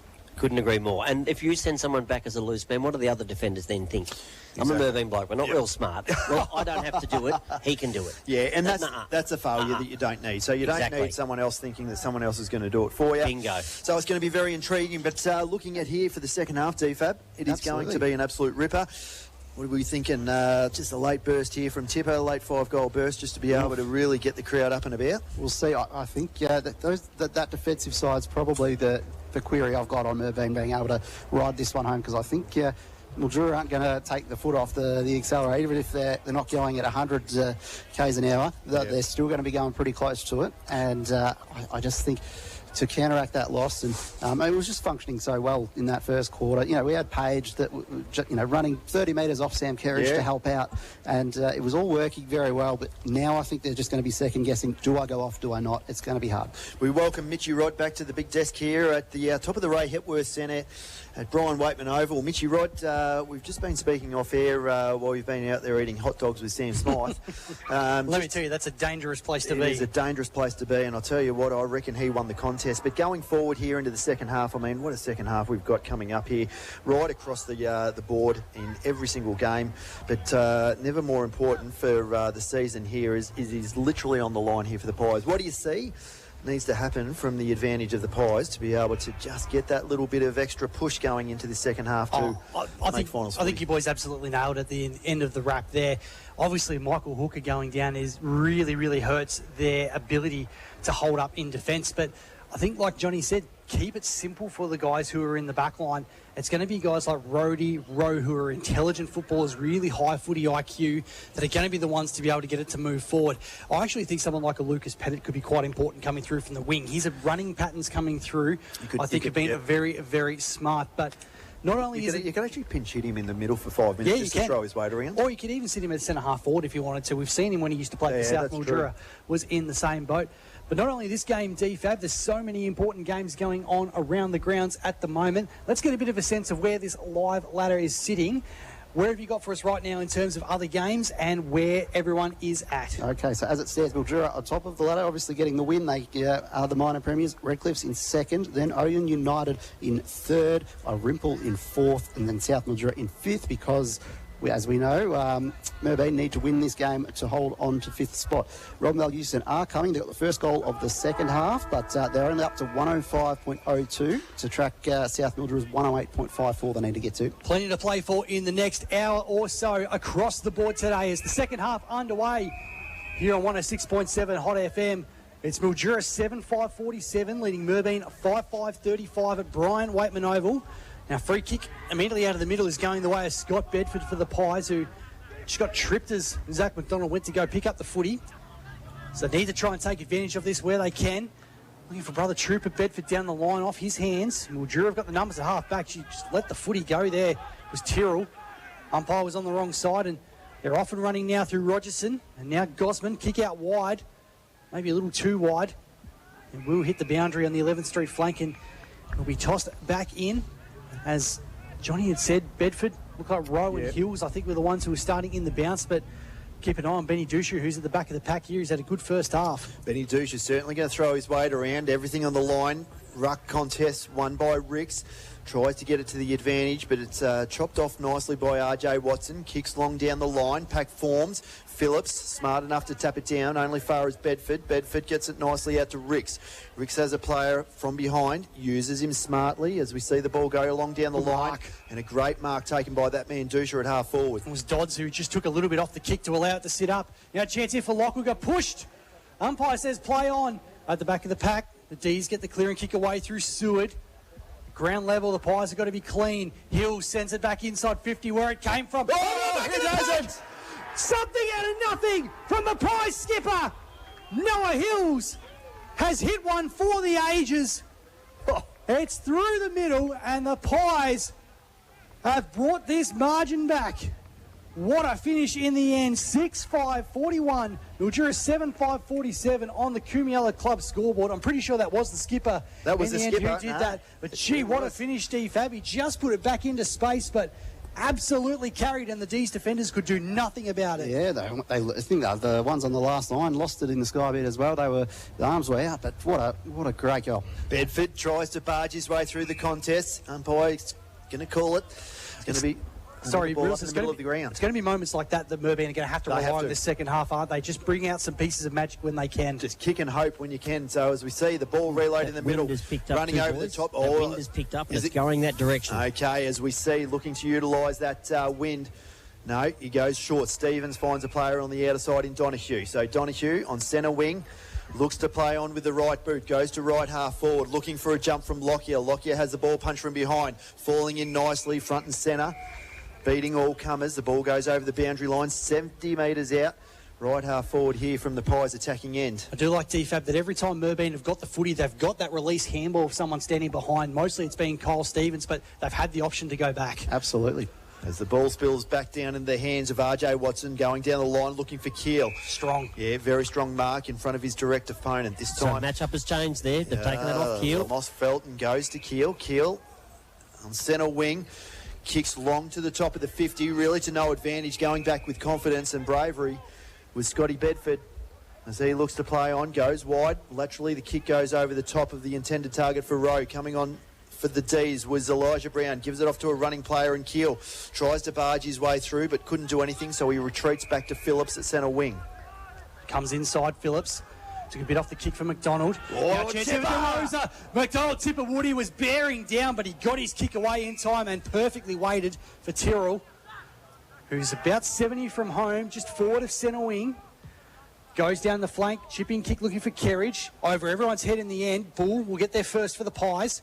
Handball to Bedford, who started this quarter like a house on fire. That's kicking hope more than anything. Tipper. And something out of nothing again. It's fallen into the lap of Anthony McDonald, Tipper Woody, who's now told to play on.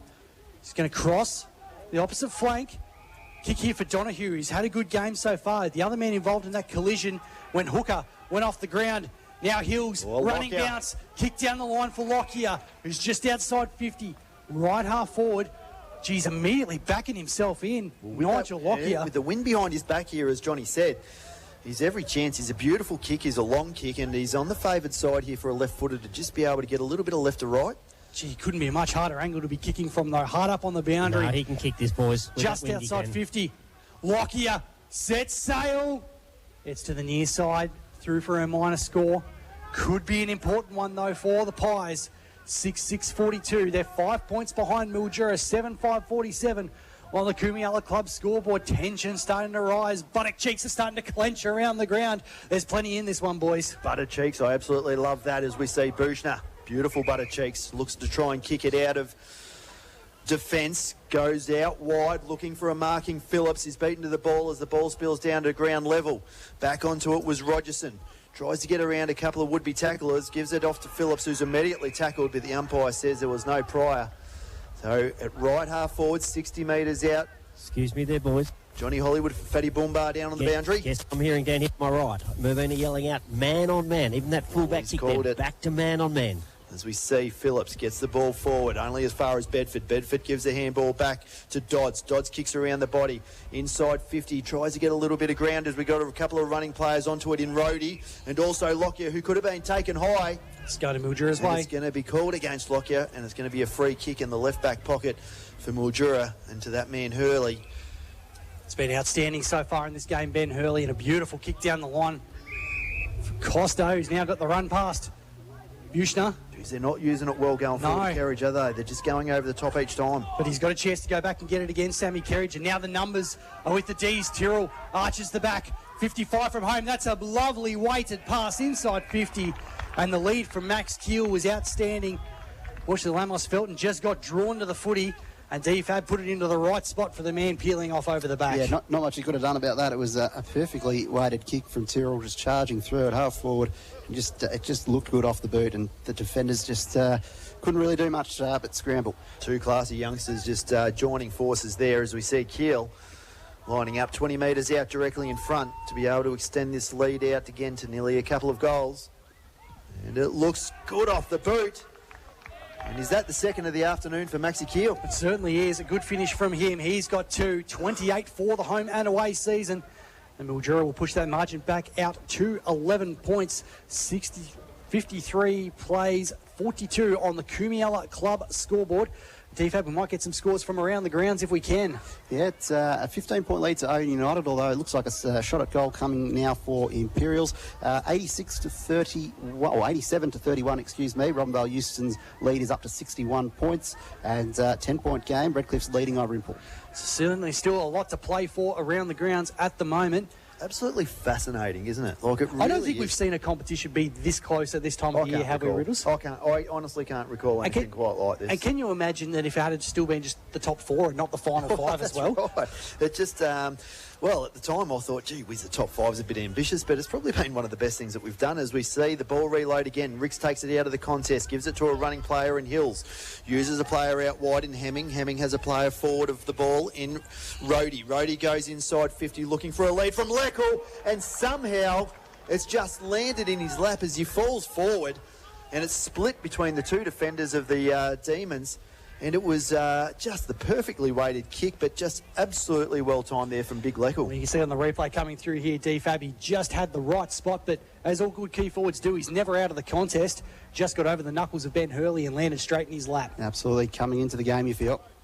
Corey Leckel, 2 goals in the opening quarter. Miss in the second term. An important goal there for the Pies. They get one back. 7-6-48, just 5 points behind Mildura, 8-5-53 on that Kumiela Club scoreboard. Bit over 8.5 minutes gone in this third term for the team at Pioneer Ford Robinvale. It's worth the drive to Pioneer Ford. They'll certainly be keeping a close eye on their boys down the highway to see if they can get through, but there is plenty on the table here at the moment. Speaking of on the table, Noah Hill's getting a bit of work done to the tight hammies. He's done very well to carry his side in the first half, Riddles. He's been fantastic, and it's exactly how you'd want the captain to start in a big game.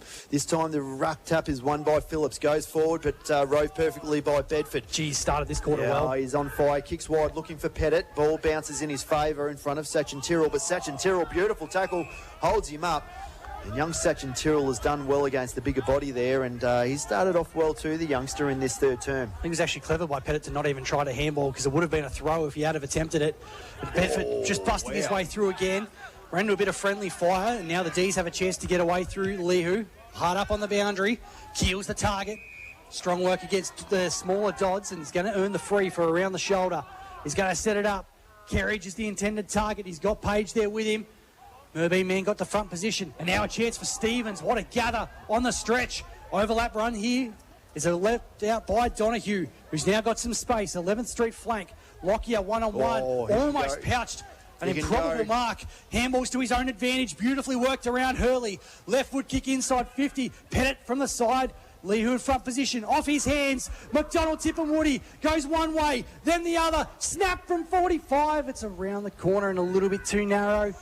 And through for a minor score, but the Pies are coming. They are surging. Magpie season is literally just around the corner at the moment. It's already started, Mitch. It certainly is. 4 points the margin here on 106.7 Hot FM. Mitch Rod, Ben Ridley, Michael Di Fabrizio and John Hollywood down on the boundary. And Johnny, both coaches' boxes, I reckon, would be going absolutely nuts right now trying to get everything going their way. Yeah, look, this is exactly what it is now. It's actually a coaching thing. You'll notice they've put Dodd on to Keel. It's sacrificed one for the other because they're worried about Mick Harradine not playing the second ruck. And as I say that, obviously the good fella to the big fella. Okay, one gun to the next. I'll tell you what, that was just the worm burners there, just going in the background. You could hear those tyres absolutely burning from Mitchy Rogerson. Laces out exactly how Kerridge has been wanting it for this third term, where it just hasn't happened.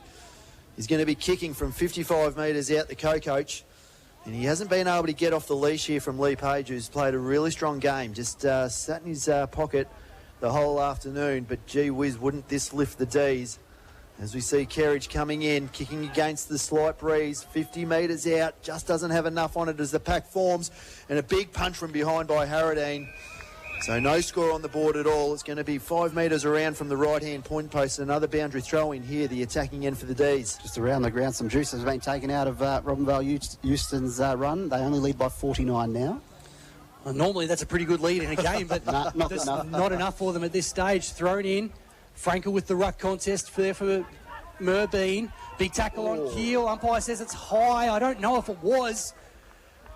It's Dodds again who laid it in. Made sure he put everything behind it, and Keel certainly trying to get himself a few extra metres inboard. We're just watching the replay here, Mitchy, as we see Keel. His arm just slipped up over the shoulder there, Dodds. So really, the last second in the tackle. Yeah, it was really smartly done by Keel. He just dropped the shoulder a little bit, enough to be able to have that arm slide over his neck. And quite a mature move by a young player.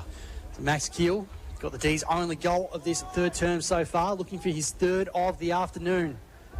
A huge major at this point in the game.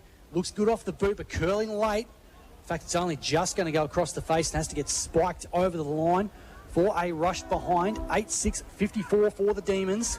7-7-49 are Merbein on the Coomiella Club scoreboard. We've gone some 12 minutes in this third term. Stevens with the kick out of full back immediately for Dodds.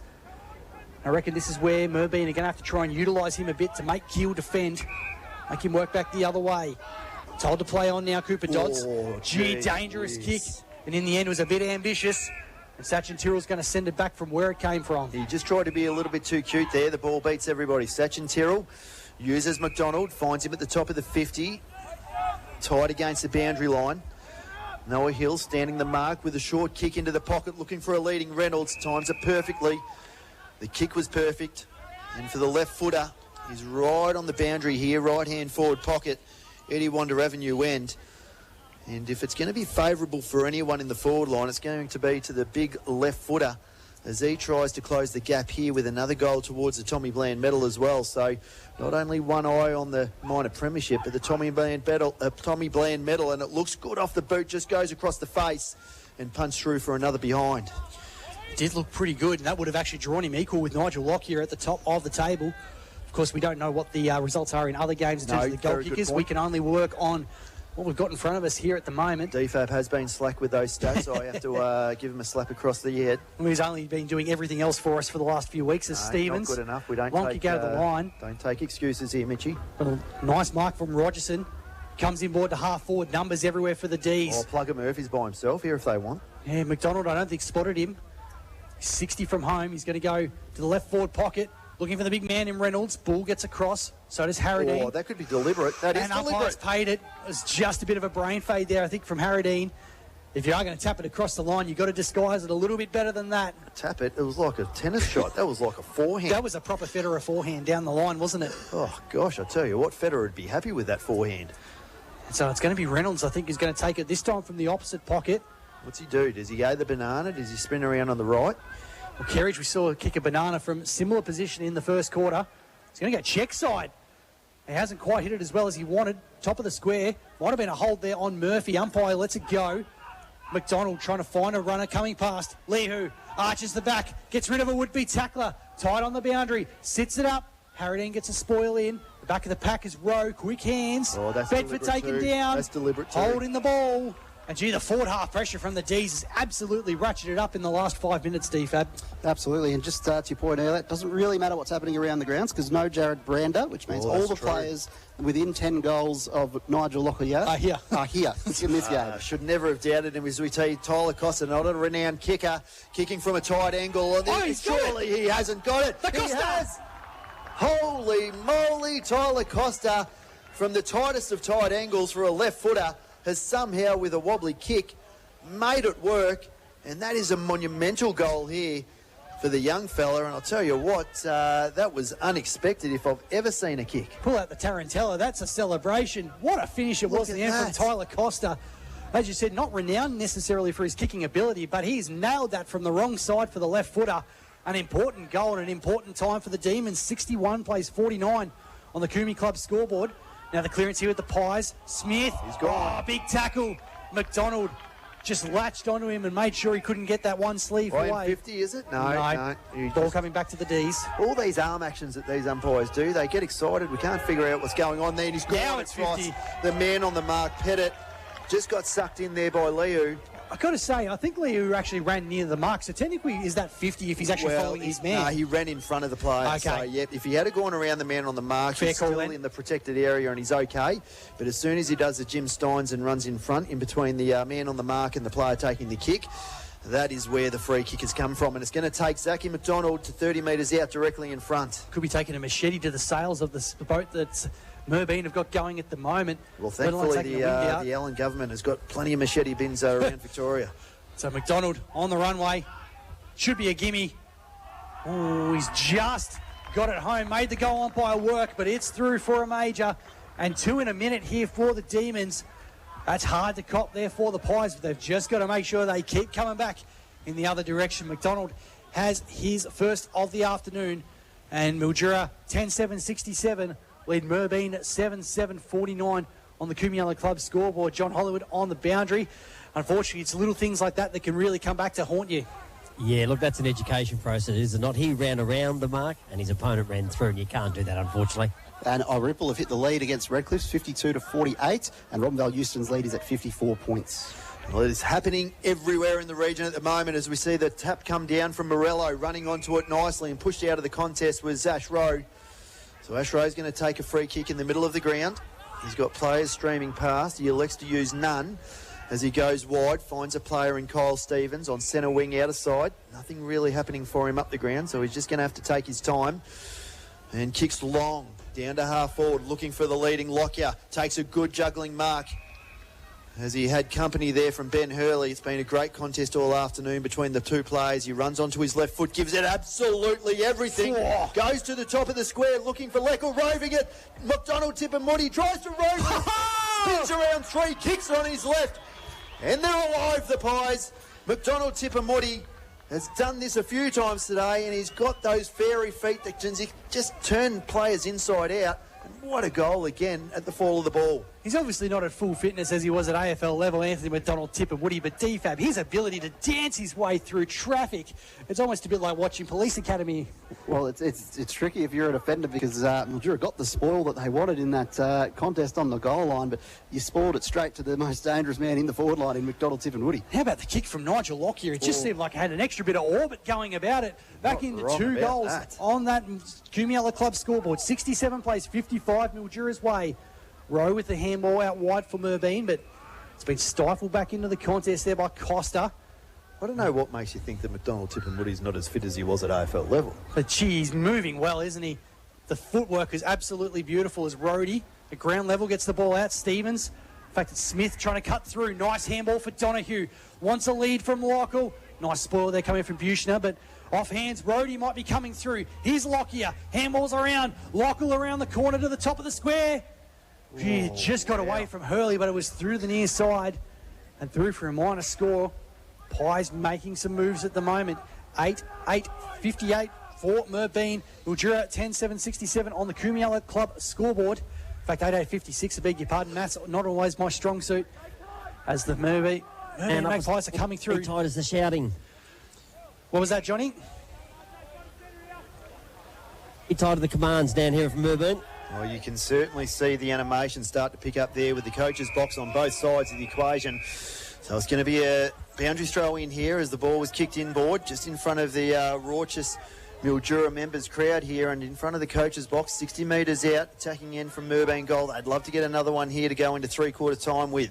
Ricks beats everybody, tries to tap it to his own advantage. Ball spills back, Rhodey in the right position, dodges a couple of players. Quick handball out to the running Stevens, kicking to favour to McDonald Tipamudi, who's got to do a little bit of work again to try and turn a couple of players inside out. He loses his feet.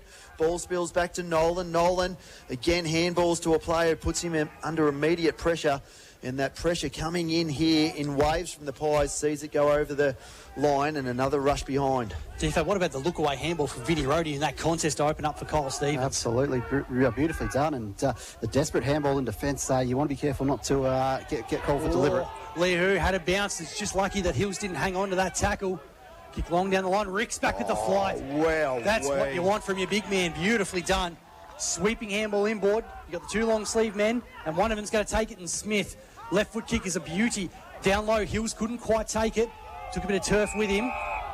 Mildura bench wanted holding the ball. Umpire said nothing doing. We'll have a ball up. Corner of the centre square. I'm glad the umpire. You just always get nervous that the umpire is going to make a call just for the theatre of it there. But thankfully, and for Noah Hill's sake, they didn't. Thrown up, Phillips. In fact, it was Ricks over the back with a beautiful tap. Rowe, back to Smith. Left foot kick inside. Lockel's all by himself. Got away from all defenders. Dylan Murphy on the mark, being told to pull back a little bit, and distance shouldn't be an issue here, especially with a bit of breeze behind his back. I'll tell you what, he's got Bedford running past if he was smart enough here. I would have used Bedford running past there coming off the interchange, but he's got him short if he wants. But he's backing himself in, the big man. Corey Lockle sets it up high. It's going to go to the top of the square. Where's Lockyer? He attracts a crowd. At the back of the pack, McDonald, Tipamudi around the corner. He's pulled a little bit much on it. Running back zone. What a great mark. I think it might be Hemming, who read it beautifully, never took his eyes off the pill. It was brave work, DFAB. There was a goalpost in the midst as well, but gee, he took it well. It was like those cartoons where the legs just keep running. Everyone else sort of pulled up and his legs kept going.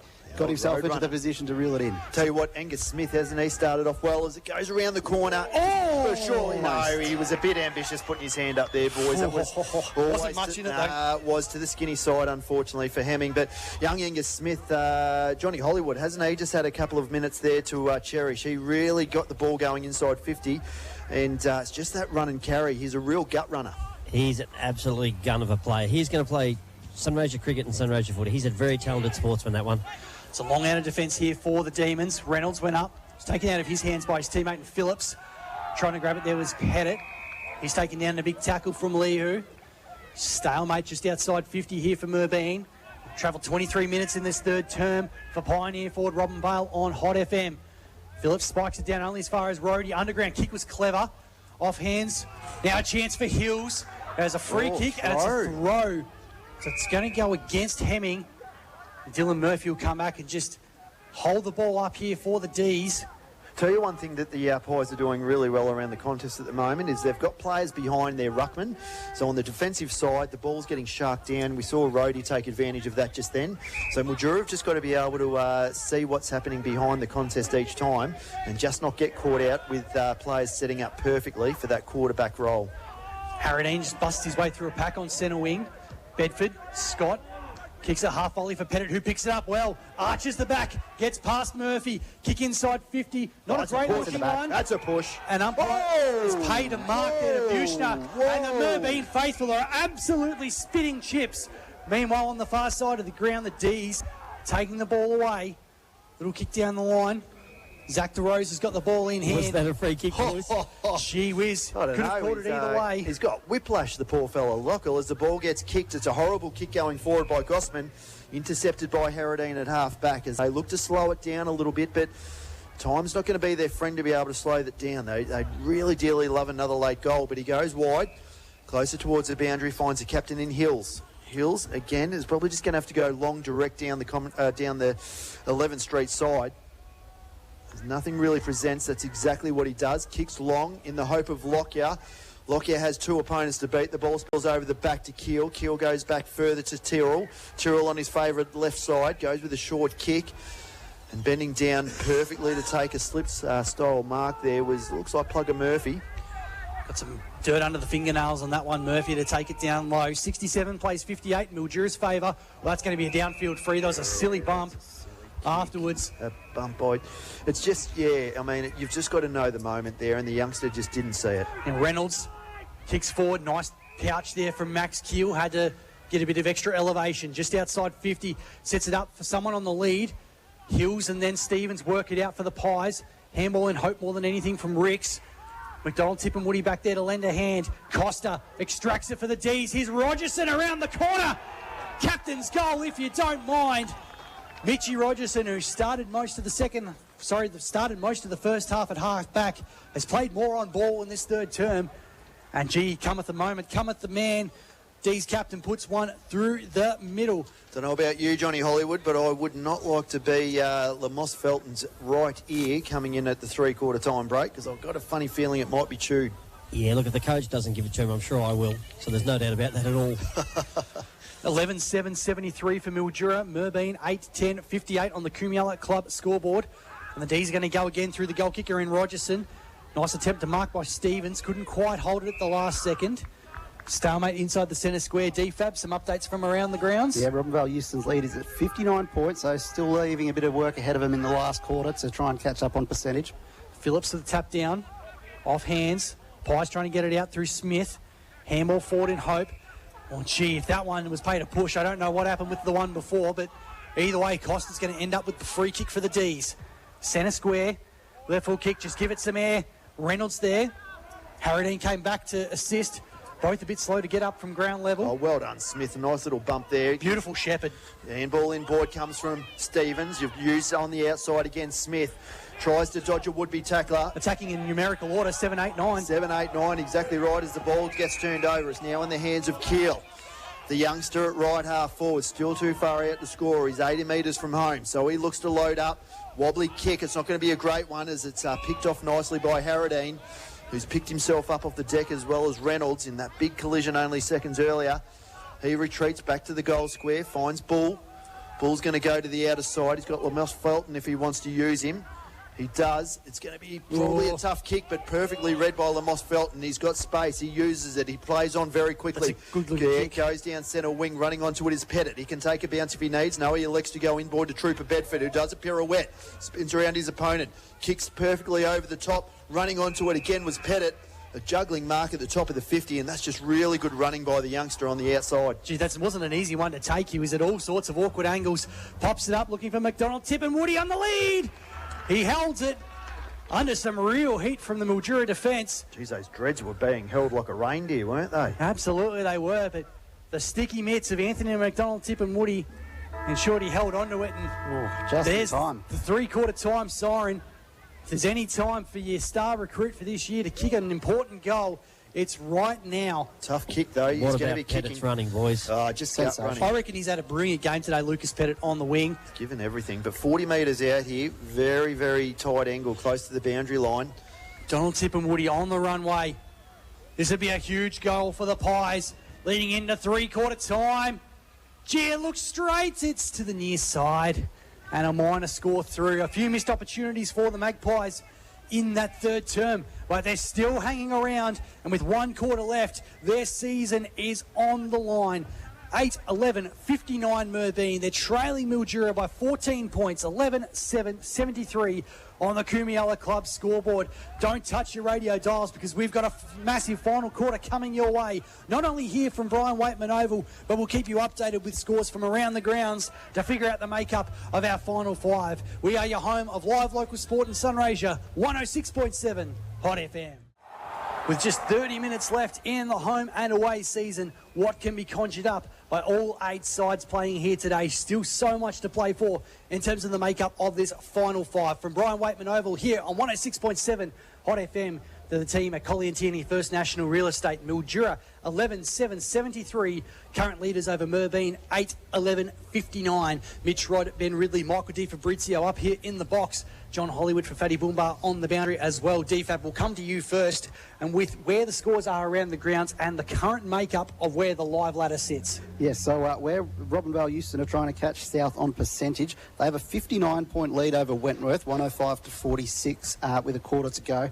But because they're conceded 46, the target's gone up. They need to win by 91 on the current setup. And so that would require winning the last quarter by 32 points. So about a 5-goal event. It's doable, but they're a bit behind schedule at the moment. In terms of the other games, Ripple did take the lead briefly, but it's now a 2-point Redcliffe's lead. Owen United 59, leading Imperials 43. So the live ladder at the moment, if sirens blew everywhere, it'd be Mildura with the week off, Redcliffe's Owen United in the qualifying final, and Irimple and South Mildura in the elimination final as it stands right now. It's absolutely been bonkers this home and away season, Riddles, and to think it literally comes down to the final 30 minutes of all 4 games. It is phenomenal. I mean, I've never been more glued to laptops than I am right now, and we've got screens going everywhere. Well, you've got a dodgy history, we know that. Look, there's to be honest, I mean, we have had to scrub a bit of the search history in the past, but that was only when you came over to visit for some reason. I don't know what happened there. Privacy mode engaged. Obviously, each time, but it is fascinating. I mean, we've got 30 minutes of football here, and they're playing for their finals hopes here, Merbein, so everything is now on the line. They're going to be playing for absolutely everything. Well, really, I mean, we're playing for top spot here from the D's on the other side, but as you said, Redcliffe or Rimple, they're running out there for that second chance. So either side slips there. With current form, they slip out of the double chance into the elimination final. There is stuff happening absolutely everywhere. But I'll tell you what, if you're a South Mildura supporter, a Merbein supporter, or a Robinvale supporter, you need to be locked into this last 30 minutes, because our man DFAB is the only man who can give you the stats on the run.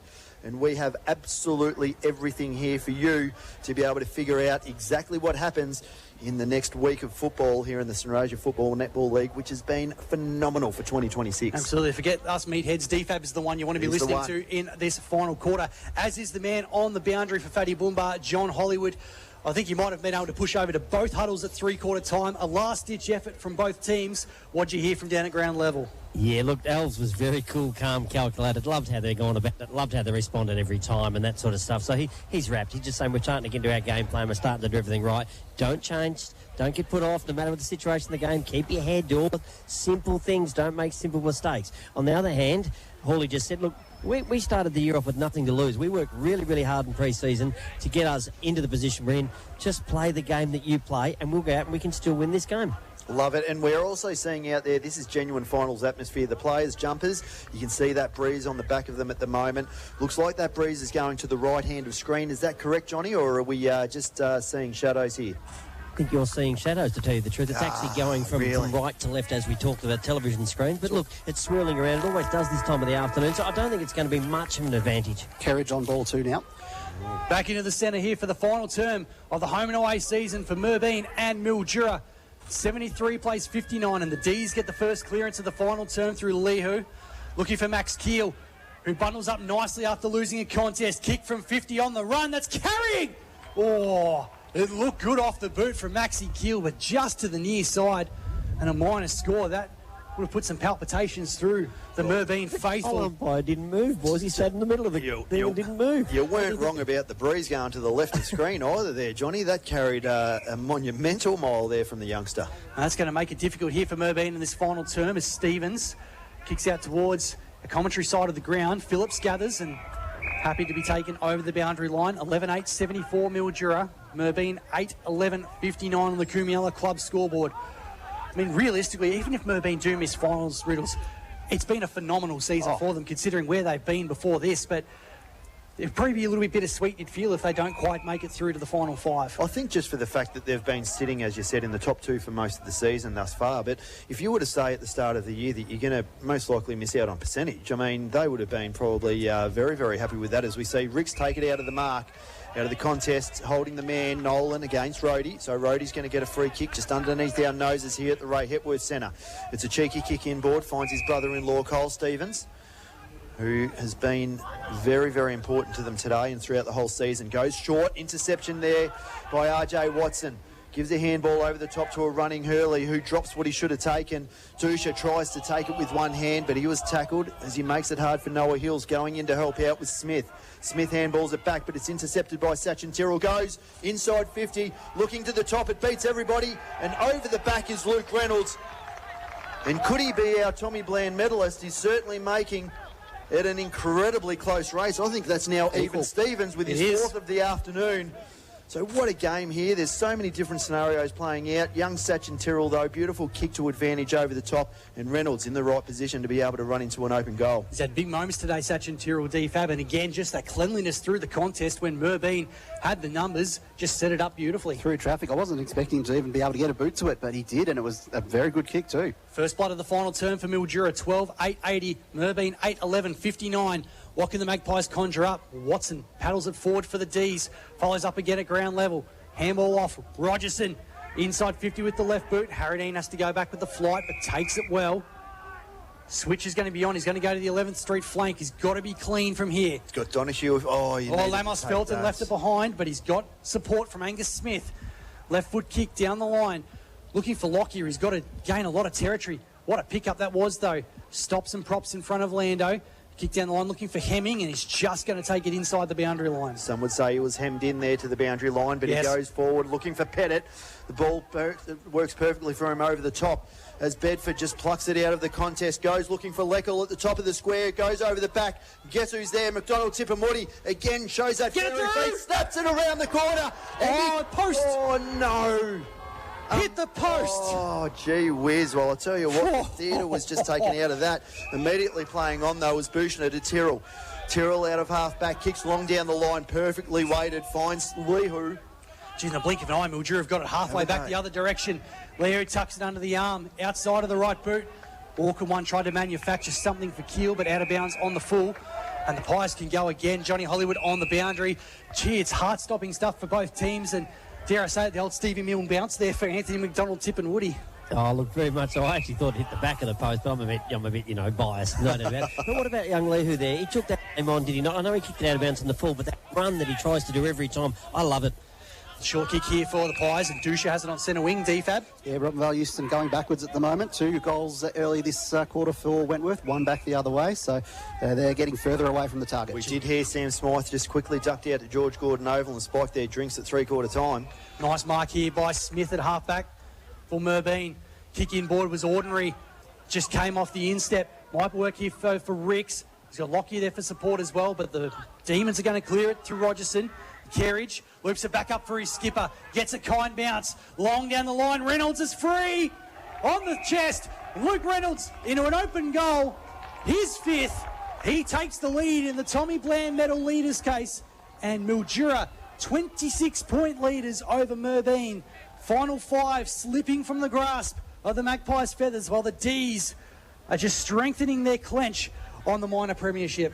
Redcliffe's with a bit of an advantage now over Irimple. They are 66-52. That's a 14-point lead in that game to the Tigers. Well, the Tommy Bland medalist last year was Noah Pecoraro of the D's, and their new recruit, Luke Reynolds. He's going to take over the mantle at the moment because Lockyer, he's gone into the middle of the ground. So not a bad move. No, I love this. They're going to have to throw absolutely everything at the D's here, Mitchie.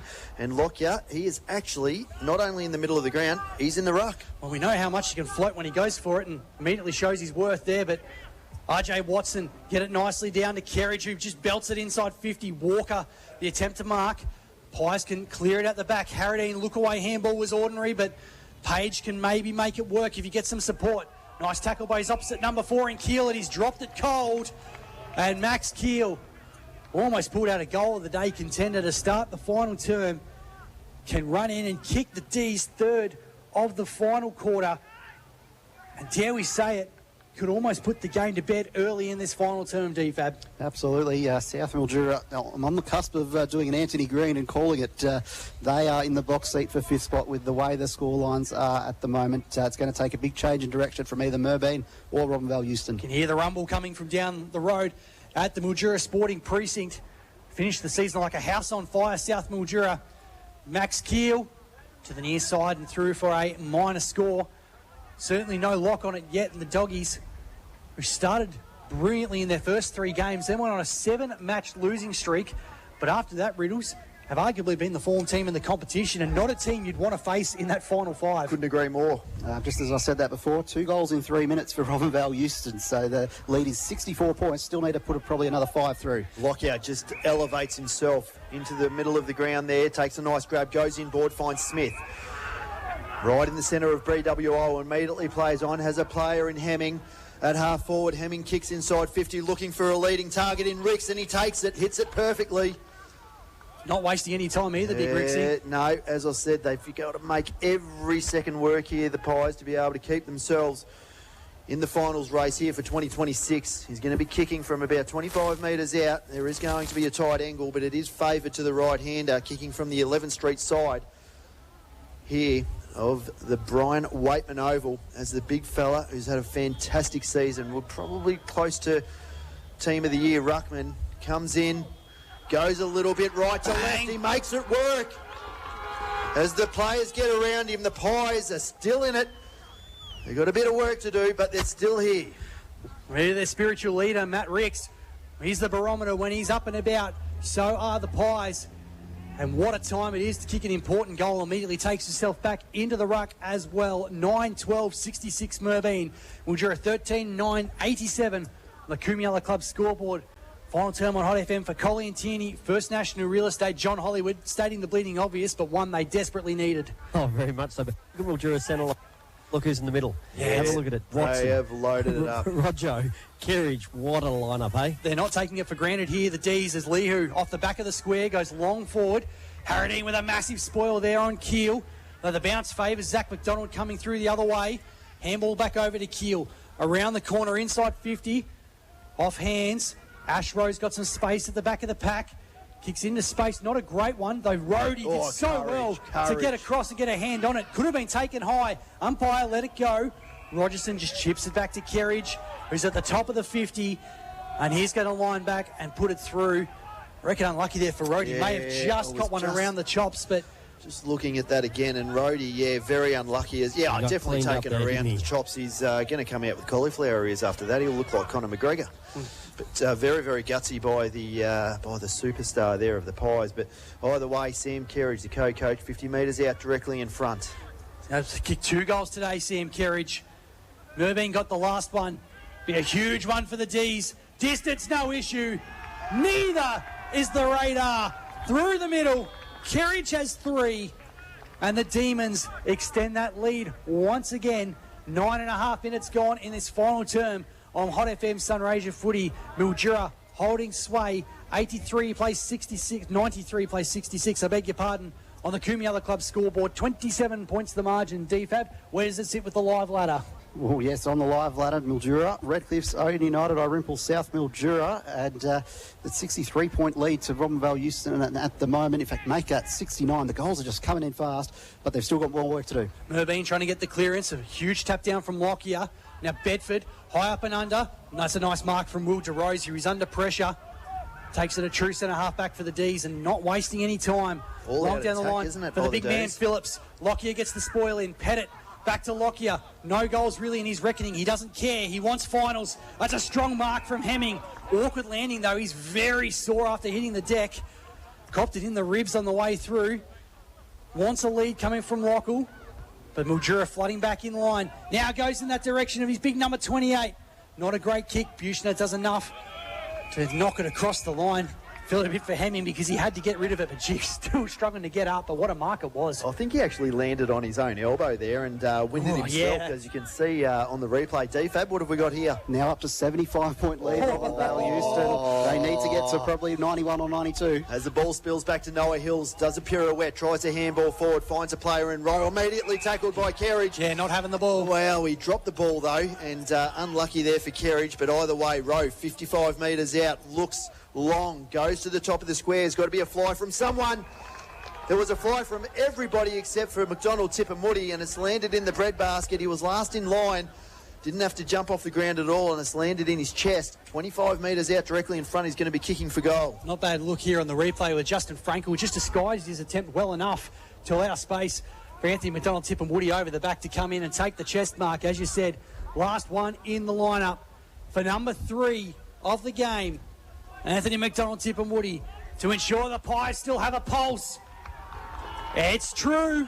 It's damn true. Through the middle, 14-9, 93. Merbein at 10-12, 72. 21 points the margin on the Coomiella Club scoreboard. An important one there for Tipper. DFAB. 81 points the margin now. Robinvale Euston, they are 2 kicks away from overtaking South Mildura on percentage. Well, I'll tell you what, there's only 11 minutes gone here in the final term. Still plenty of time here for the Pies.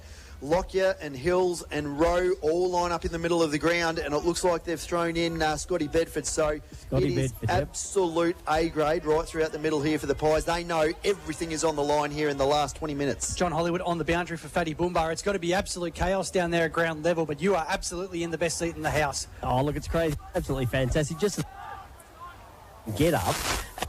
Well, got 90 points or more and think they're in, and then Merbein get up. Gee, it'd be absolutely crazy coming through here, and the Pies are going to go again through Lockyer. Gets an opportunity, kick inside the forward 50, down low. And I think it's the top of the arms against McDonald Tip. He was actually in front of his direct opponent. I think it was there on Zach DeRosa. But Mildura take the advantage long down the line. Nice tap from Page to Dodds, who goes back to Page. Left foot kick comes inboard. Didn't hit the intended target in Bedford, but has got time and pace just to go through the pack. High up and under, Dodds going back with the flight. It's got to be a free kick. He's gone back against the flight there, and he didn't have eyes on the ball. Tell you what, at the moment, there's probably 3 or 4 calls here we can say for the Pies that have been incredibly unlucky. But either way, centre wing underneath our noses here at the Ray Hepworth side of the oval. Lockyer taps it into the advantage of Rhodey. Rhodey immediately tackled, but gets a handball out to Pettit. Pettit paddling the ball along. He's being absolutely harassed there by Lee, who could have been caught without the ball. Out of the contest, it's a kick towards McDonald Tip and Woody. He tries to turn a couple of players inside out. He's certainly been caught high there as players come in to remonstrate. But I'll tell you what, if you're a Pies player, just get out of the contest and do not remonstrate and turn the ball over. As we see McDonald Tip and Woody 40 metres out, slide angle here, just to the right of the corridor. And if there's ever a kick that is needed to make, this is the one right here. Anthony McDonald, Tip and Woody on the runway. As DFAB, there's another update from down the highway at George Gordon Oval. No update on the score, but they are 19 and a half minutes gone, so they are a little bit ahead of us. So maybe about 5, 6, 7 minutes only left for another couple of goals if Robin Houston are to get catch up. For 2 in a row for Merbein. Anthony McDonald, Tip and Woody. He knows how to play footy. He's good to the near side. They're almost celebrating the Pies, but one that's just faded late. I reckon that bit of a swirling breeze has just played a role in that one. And a minor score brings it back to 20 points in favour of Mildura. We've gone some 13 minutes in this final term, DFAB. Also a 5-point lead now to Redcliffe's over Irenthal, so a kick in that one too. That could change everything with third and fourth place. There's plenty going on around the grounds at the moment. Trying to take it from half-back here. Mildura through Will DeRosa. Long kick down the line. It's a strong mark by Page. That's some really good moments in this final term.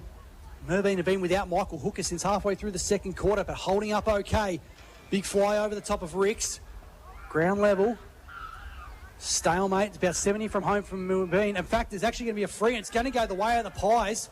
And Hemming, I think it was Costa at ground level, didn't try to get rid of the footy. So the ball's going to come back in. DFAB, update. Wentworth have got a goal back, so South Mildura will be thanking Wenty for that one. Tell you what, the elevation there by Lockyer as he tries to turn a couple of players out, runs in, 35 metres out, looks for goal, it's not going to make it. McDonald Tip and Woody has 2 to beat. Coming in from the side of the contest, the vice-captain Nolan.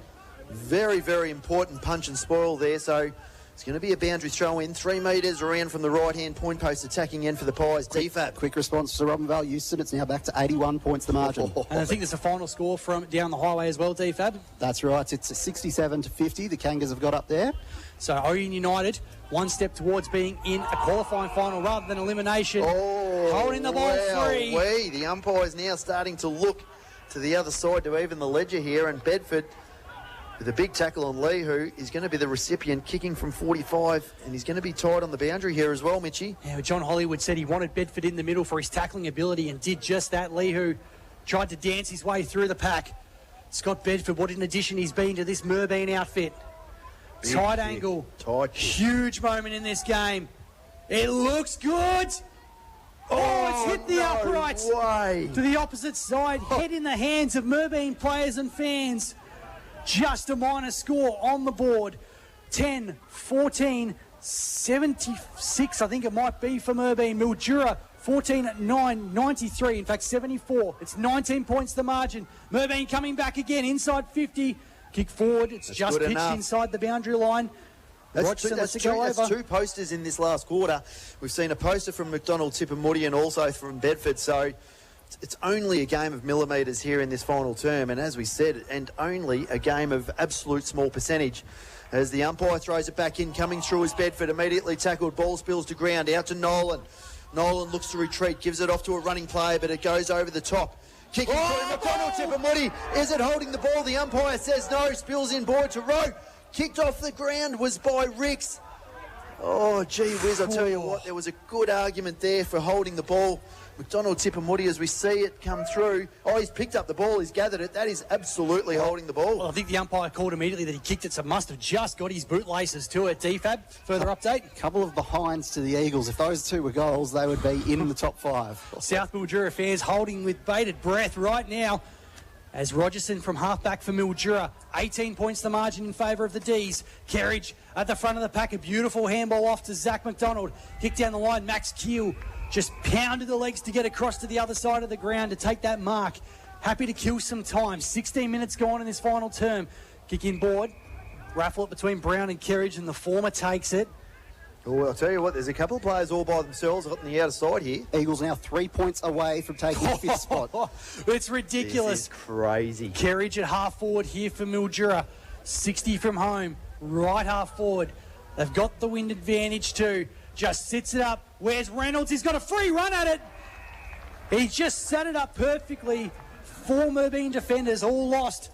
The leading goal kicker in the competition this year. We've got some feedback, I tell you what, here. Sammy Boak, the president of the South Mildura Football Netball Club, is listening in intently at the moment, DFAB. You have got a fan in Boakey, and he's put the praying hands emoji, as well as every other South Mildura supporter. In that one.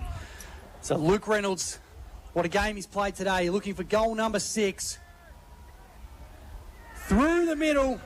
And you'd feel, with 3 final quarter goals to Reynolds, moves to 42, and leads to Tommy Bland goal kicking, you'd feel Mildura have done enough in this one. DFAB. So another behind to the Eagles. They have a 90-point lead, but the target has moved up to 92, so 2 more behinds. How long they gone need. in the 11 goals in this last quarter, so I would expect this to get into the high 20s, but just almost 25 minutes gone now. That is absolutely insane. It is phenomenal. But I'll tell you what here, the D's extending through. Lukey Reynolds looks like he's going to be our Tommy Bland medalist for 2026. Extends it by 2. The big fellas jump in the middle. Lockyer doesn't elect to jump into the contest as the ball spills down to Smith. Just a forward handball. Goes to the favour of Ricks, but it's sharked there by Nolan, who's immediately tackled by Pettit. And a centre half back here for the D's. They're going to hold it up. There's going to be another throw up by the young umpire here, who's in the middle of the cauldron here as it's tapped down by Ricks to a running Roadie. Roadie gets it off the side of the boot, doesn't go anywhere. Running onto it is RJ Watson. He'd be happy with his comeback game. Short kick to Tyrrell. Tyrrell goes up one-handed. The ball spills down to Smith, who's immediately tackled by Tyrrell, down to Kerridge, who was then tackled by Page as well. How are we tracking at the moment with the other games? We've got still that 90-point lead at the moment. It's a chance here for the D's off the contest. Rogerson, what a huge final term he's had, the skipper. Left foot kick to half forward. Awkward bounce for whoever's underneath it, and Harradine taken immediately by Keel. And what a game from the young key forward, Max Keel. Stalemate. Outside forward 50. Mildura, you'd feel, have done enough. 20 minutes gone in this final term. Ricks. Oh, come on. Did not use his hands, just his body. And the free kick is going to go the way of the big man, Zach Phillips, in the ruck contest. And you'd feel this is enough just to kill the time and ice the game. Merbein, for all their efforts this season, it looks like they're going to just fall short of the final 5. Phillips inside 50. Harradine took the intercept mark, but they cannot afford to wait. They've got to gun it and go. Gun it and go.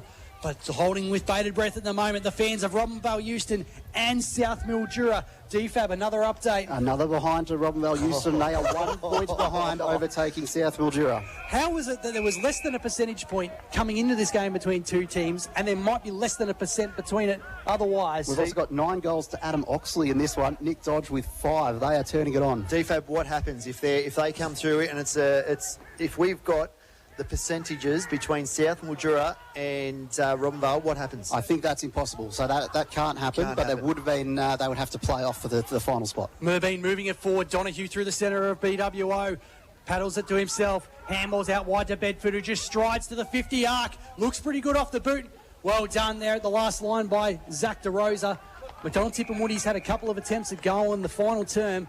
The young man has held himself really well in the one-on-one contest. It's everyone here in the Hot FM box keeping a tight look at the scoreboard across the highway. It's still 91 points in favour of Robinvale Euston. Leckel. Out of the ruck contest is Leckel. It's Kerridge back into the middle, high up and under kick for the D's. Rhodey going in with courage. So is Hurley. Rhodey left it behind. And now a chance here for the D's to repel through to Rosa. As DeRosa looks forward to that man, Max Keel, tries to go inboard with a handball, misses all targets. Lamont Felton goes back with hands to a kick smothered off the boot from Stevens. Stevens tries to help out Lee Page, who barges his way forward, gives a handball forward, but it's taken without the ball by Mitchie Rogerson. So at right half forward, it's going to be another reload here. Free kick to Lee Page. Finds himself further up the ground than he's been for most of the afternoon. The umpire weirdly calls him over the mark. What is happening further down the ground? Past the 28-minute mark, so we don't know how long's left in that one, but 1 point is needed from Robinvale Euston. As the ball spills down to Lockyer inside 50, kick around the corner, roving off the contest was Dusha. And the umpire says he misses everything. It's out of bounds on the full. Free kick to be taken in the left back pocket here by Hurley. But all eyes are on our laptop here at the moment. Down the highway at George Gordon Oval. How much time have we got left? It's still 91 points the difference. Looks like Redcliffs have pulled off a 17-point win over Dalrymple. It's 31 minutes gone in the fourth quarter, so I think that must be nearing the end. Well, the Tigers were certainly hoping for a loss for Mildura to take the minor premiership, but still second on the table for the Tigers this season. It's a 4-goal margin in favour of Mildura here, and they're going to run away and win the minor premiership 2 years in a row. Brown inside 50, Peel off the counter-attack, and Max Keel. What a hell of a game this young man has played today, Every time he puts his hand up, the clock has stopped, so we think it might be full-time at Wentworth, and Robinvale Euston have fallen 1 point short despite leading by 91. You are kidding. Well, we'll certainly make sure we hang around for a little bit after the game to ensure everything goes through. Make some calls. You need to know. But it sounds like Robinvale Euston, a 91-point win leaves them 1 point short of the final 5. South Mildura fans, don't celebrate just yet, but maybe get the bottles on ice. Max Keel puts that across the face and a minor score, but boy, oh boy, wowee. What we were hoping for today has absolutely come true. Maybe it wasn't this game that we were expecting, but holy hell, what an opportunity here for either South Mildura or Robinvale Euston to play into the final 5.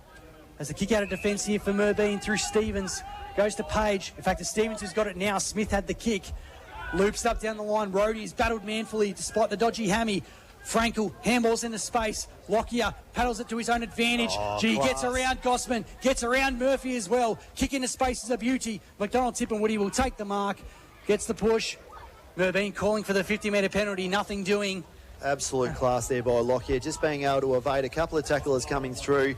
A nous of mind to be able to just have a steady kick out the front of the leading target in McDonald, Tippermoody. And it just begs the question here with Lockyer. We know how good he's been all year up forward, and obviously he's going to come runner-up in the Tommy Blair medal, but gee whiz, he's been good. DFAT puts his finger up. What's happened? Confirmed as a final score, so 91-point win to Robinvale Euston. They are in 6th spot. 1 point would have got them above South Mildura, but South Mildura are playing finals for the first time in 14 years. Goosebumps. Goosebumps. Sam Smythe is going absolutely berserk here in the Ray Hepworth Centre. Pull your pants back up, Sammy. It has been an absolutely phenomenal day of footy as we see Bouchner goes short, finds Hurley.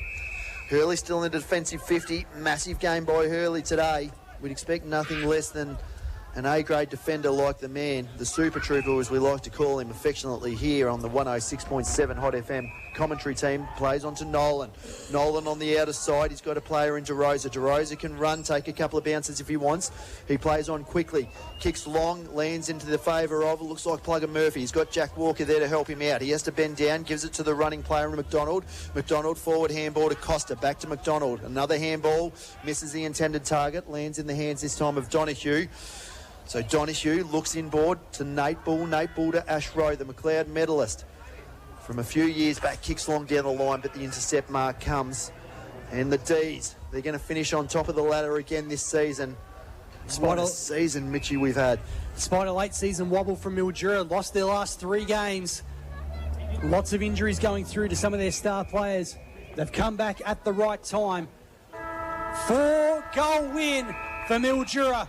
Minor premiers once again. Merbein, after battling so hard through 2026, has spent the majority of the season in second place. and they've dropped 5 of their last 6 games, just ran out of puff at the back end of the season and will miss the final 5. And through ridiculous circumstances, somehow, I've never heard of a team making finals when the ball's been outside of their own ability to actually win. South Mildura had the bye, relied on other results going their way. Robinvale Euston in the end needed to win by 92 points to get them into finals, won by 91 and fell 1 point short. So somehow, DFAB, this is the lineup of our final 5 next week. That's right. We've got Mildura. They're having the week off. Redcliffe's in second. Will play the third place Oyen United in the qualifying final on Saturday. And next Sunday, Irimple and South Mildura for the first time in 14 years are in the finals for an elimination final to see who gets knocked out. Before we head back to the studio, I've had some weird things happen to us today. Like, it has been incredible. All the things that you wouldn't expect are starting to come through. The most unexpected was Sam Smythe trying to call me on the phone 3 minutes ago while he's standing right behind me while I'm live on the commentary.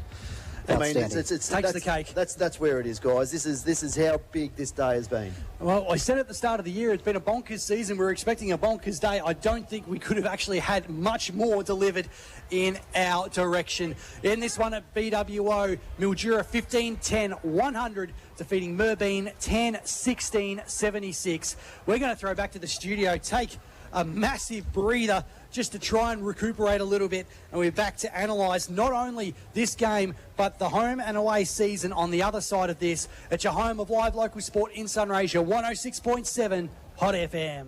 Some things you just can't believe. Some things don't ever seem like they are true, but somehow, some way, South Mildura, after having a bye in the final round of the home and away season, as DFAB said before the break, will play finals for the first time in 14 years, courtesy of Merbein going down to Mildura here at Brian Waitman Oval. The D's 15-10-100. Merbein, despite having the more scoring shots, were inaccurate with 10-16-76.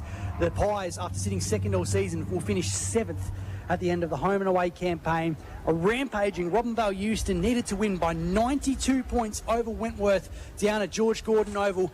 91 was the final margin. 0.07% has separated South Mildura and Robinvale Euston to go forth into the finals campaign. So DFAB and the boys will go through it in just a second, but that final 5, Mildura, Redcliffs, Oyen United, Irimple and South Mildura.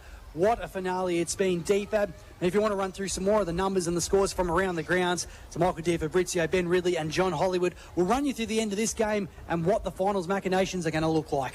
Yes, well, United got the job done by 17 points, 9-13-67 over Imperials 7-8-50, and then Redcliffs 12-6-78, also a 17-point win over Irimple 8-13-61. So that's how those two teams ended up against each other.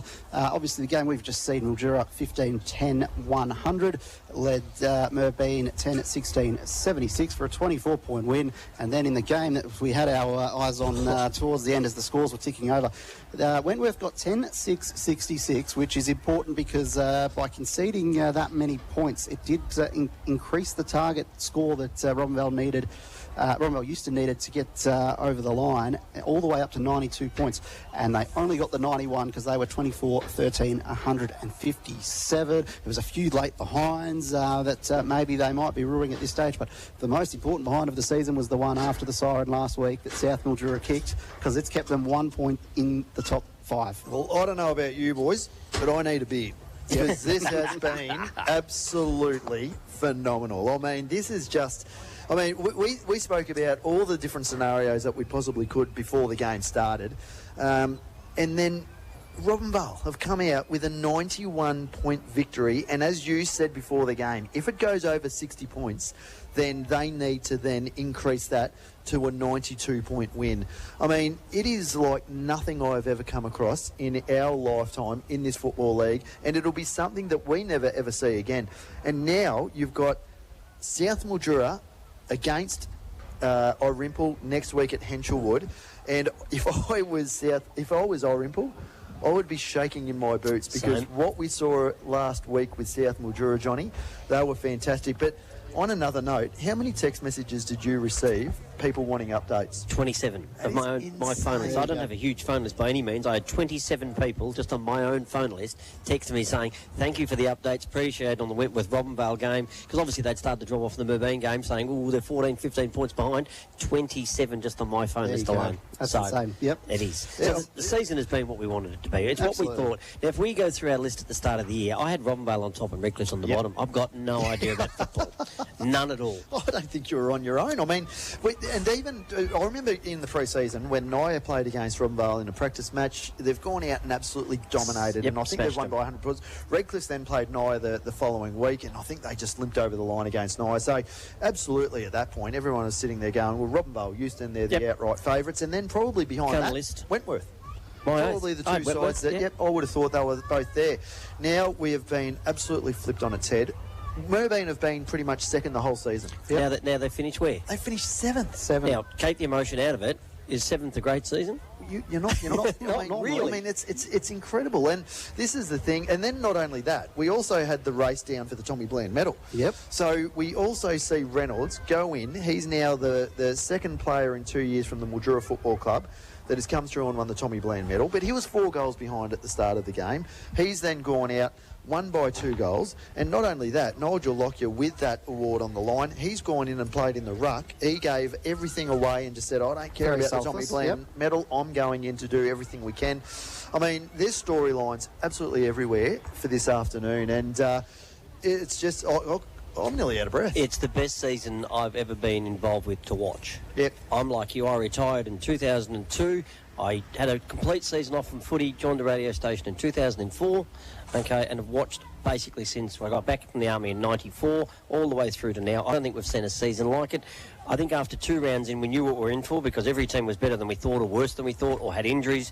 And it's been up and down and up and down. And it's gone to the last day. We couldn't ask for any more drama. The SFL, if they've ever wanted a product, they've got it. We've got outstanding players. If we had a list this year of the better 24 players in this comp, it's probably the best 24 players we've had in our comp for 15 to 20 years across the board, not just 5 or 6. There's 24 gun players in our comp. It has just gone down to the wire. It's been absolutely fantastic. It's been the best season I've been involved with. I've enjoyed it more, and I thought last year's grand final was brilliant. That was one of the best games of footy I'd ever seen. I've seen that 6 times this year. It was a fairy tale, really. And not only that, I mean, hats off to the SFL. I mean, they've done fantastic with the product this year. They've been amazing. But I'll tell you what, we're now coming into a final series, and I am more confused than I've ever been as to who's going to come in as a favourite, because any side now in the top 5 can win this. I've picked it, Mildura for me now. Well, only reason being is I just thought, like, Roger hasn't played since what? Round what? I'd be probably, it would be. RJ Watson would be pretty close to the same. Someone forgot to tell both of those blokes that they haven't played for 6 weeks, 5 weeks, 4 weeks. Not only that, Elijah Brown came back in today, didn't have his greatest game, but he's only going to get better for it. I think this will be the first time in history too that if Mildura can win, they go back-to-back for the first time in history. So there's a lot of storylines that are coming in here, coming into finals. You know, Coughlin's re-signed again as a coach next year, but does he go on and play? So that's our Rimple storyline. You know, what do they do? Brownbridge, Coughlin, fairy tale finishes for those types of players. Do they go and coach and not play any further? Mind you, Coughlin's first goal last week, I don't know if you caught that on the replay, a very, very fine-looking goal that was. So don't write him off too quickly. Well, Ryan Doherty, he's already called that the handover is going to be to Jack Steele. So in his last year with the Redcliffs as a senior coach, is he going to be able to bring the title, the Premiership Cup out to Redcliffs again? Then we've got Owen United. Owen United that have been on their knees for the last few years, really struggling with the lower numbers, and that's just a demographic thing. These guys have put everything in. The recruits have really solidly bonded together, so there's a great storyline there.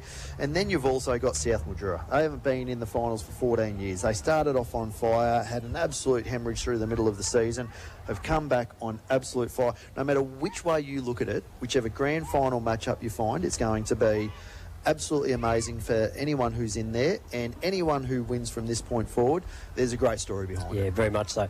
Going back to our game today, DFAB, look, I thought it would be a tight occasion. I thought it would be only 10 points either way. Mildura just keep doing what Mildura does. Up till now, they've had excuses when they've lost their last 3. Any other games that they've been pushed... We've seen them early in the season. We've seen them often. They were boring at some stages. I didn't want to go to the huddles. I knew what I was going to get. Obviously, they broke down because of injuries, broke them down. They had a lot of injuries, but they're back on the horsey. They played the horsey really well today. We said at half-time, does Mark Alvey just take off his guns, give him the rest, give him 50% of 70... You know what he said to us? Get stuffed. I want to win. These blokes are going to run out the whole Kerridge game. went in the middle. Bingo. Yep. These Incredible. blokes are going to run out the game. If we get a rest next week, it's because these blokes have done 70% and above, not below, and they'll get a rest next week because they need it, because they've worked so hard this week. He just said, no, we don't go with that. We're going to get back on the horse. We're going to win games doing what we do with our full squadding, because we've been telling everyone the reason we haven't won the last 3 is we lost too many, and they're right. That's the reason. They're back to where they were 6 weeks ago. And I think the other teams need to plan for it now, that fourth quarter, when you play Mildura, that it's going to be Kerridge on ball, it's going to be Rogers on ball. It's like a whole new opposition with 1 quarter to play, and you got to plan for it. You got to know what you're going to do in that circumstance. You said that last time we watched Mildura play Redcliffs out there. Yep. You said exactly the same after that game, because they did exactly the same thing. How do you feel as a midfielder where you're sitting in there and you've gone, we've done really well all afternoon. Yep. Here we've held it up, and then you turn around and then Kerridge and Watson. Rogerson and Watson move into there. If you list your top 5, who would you want to see in the centre backs? You probably wouldn't say the name Jack Walker, but he probably had the best clearance of the day when he was in the middle and he stormed away and had a nice forward 50 entry. So they've just got so many options. That's a really important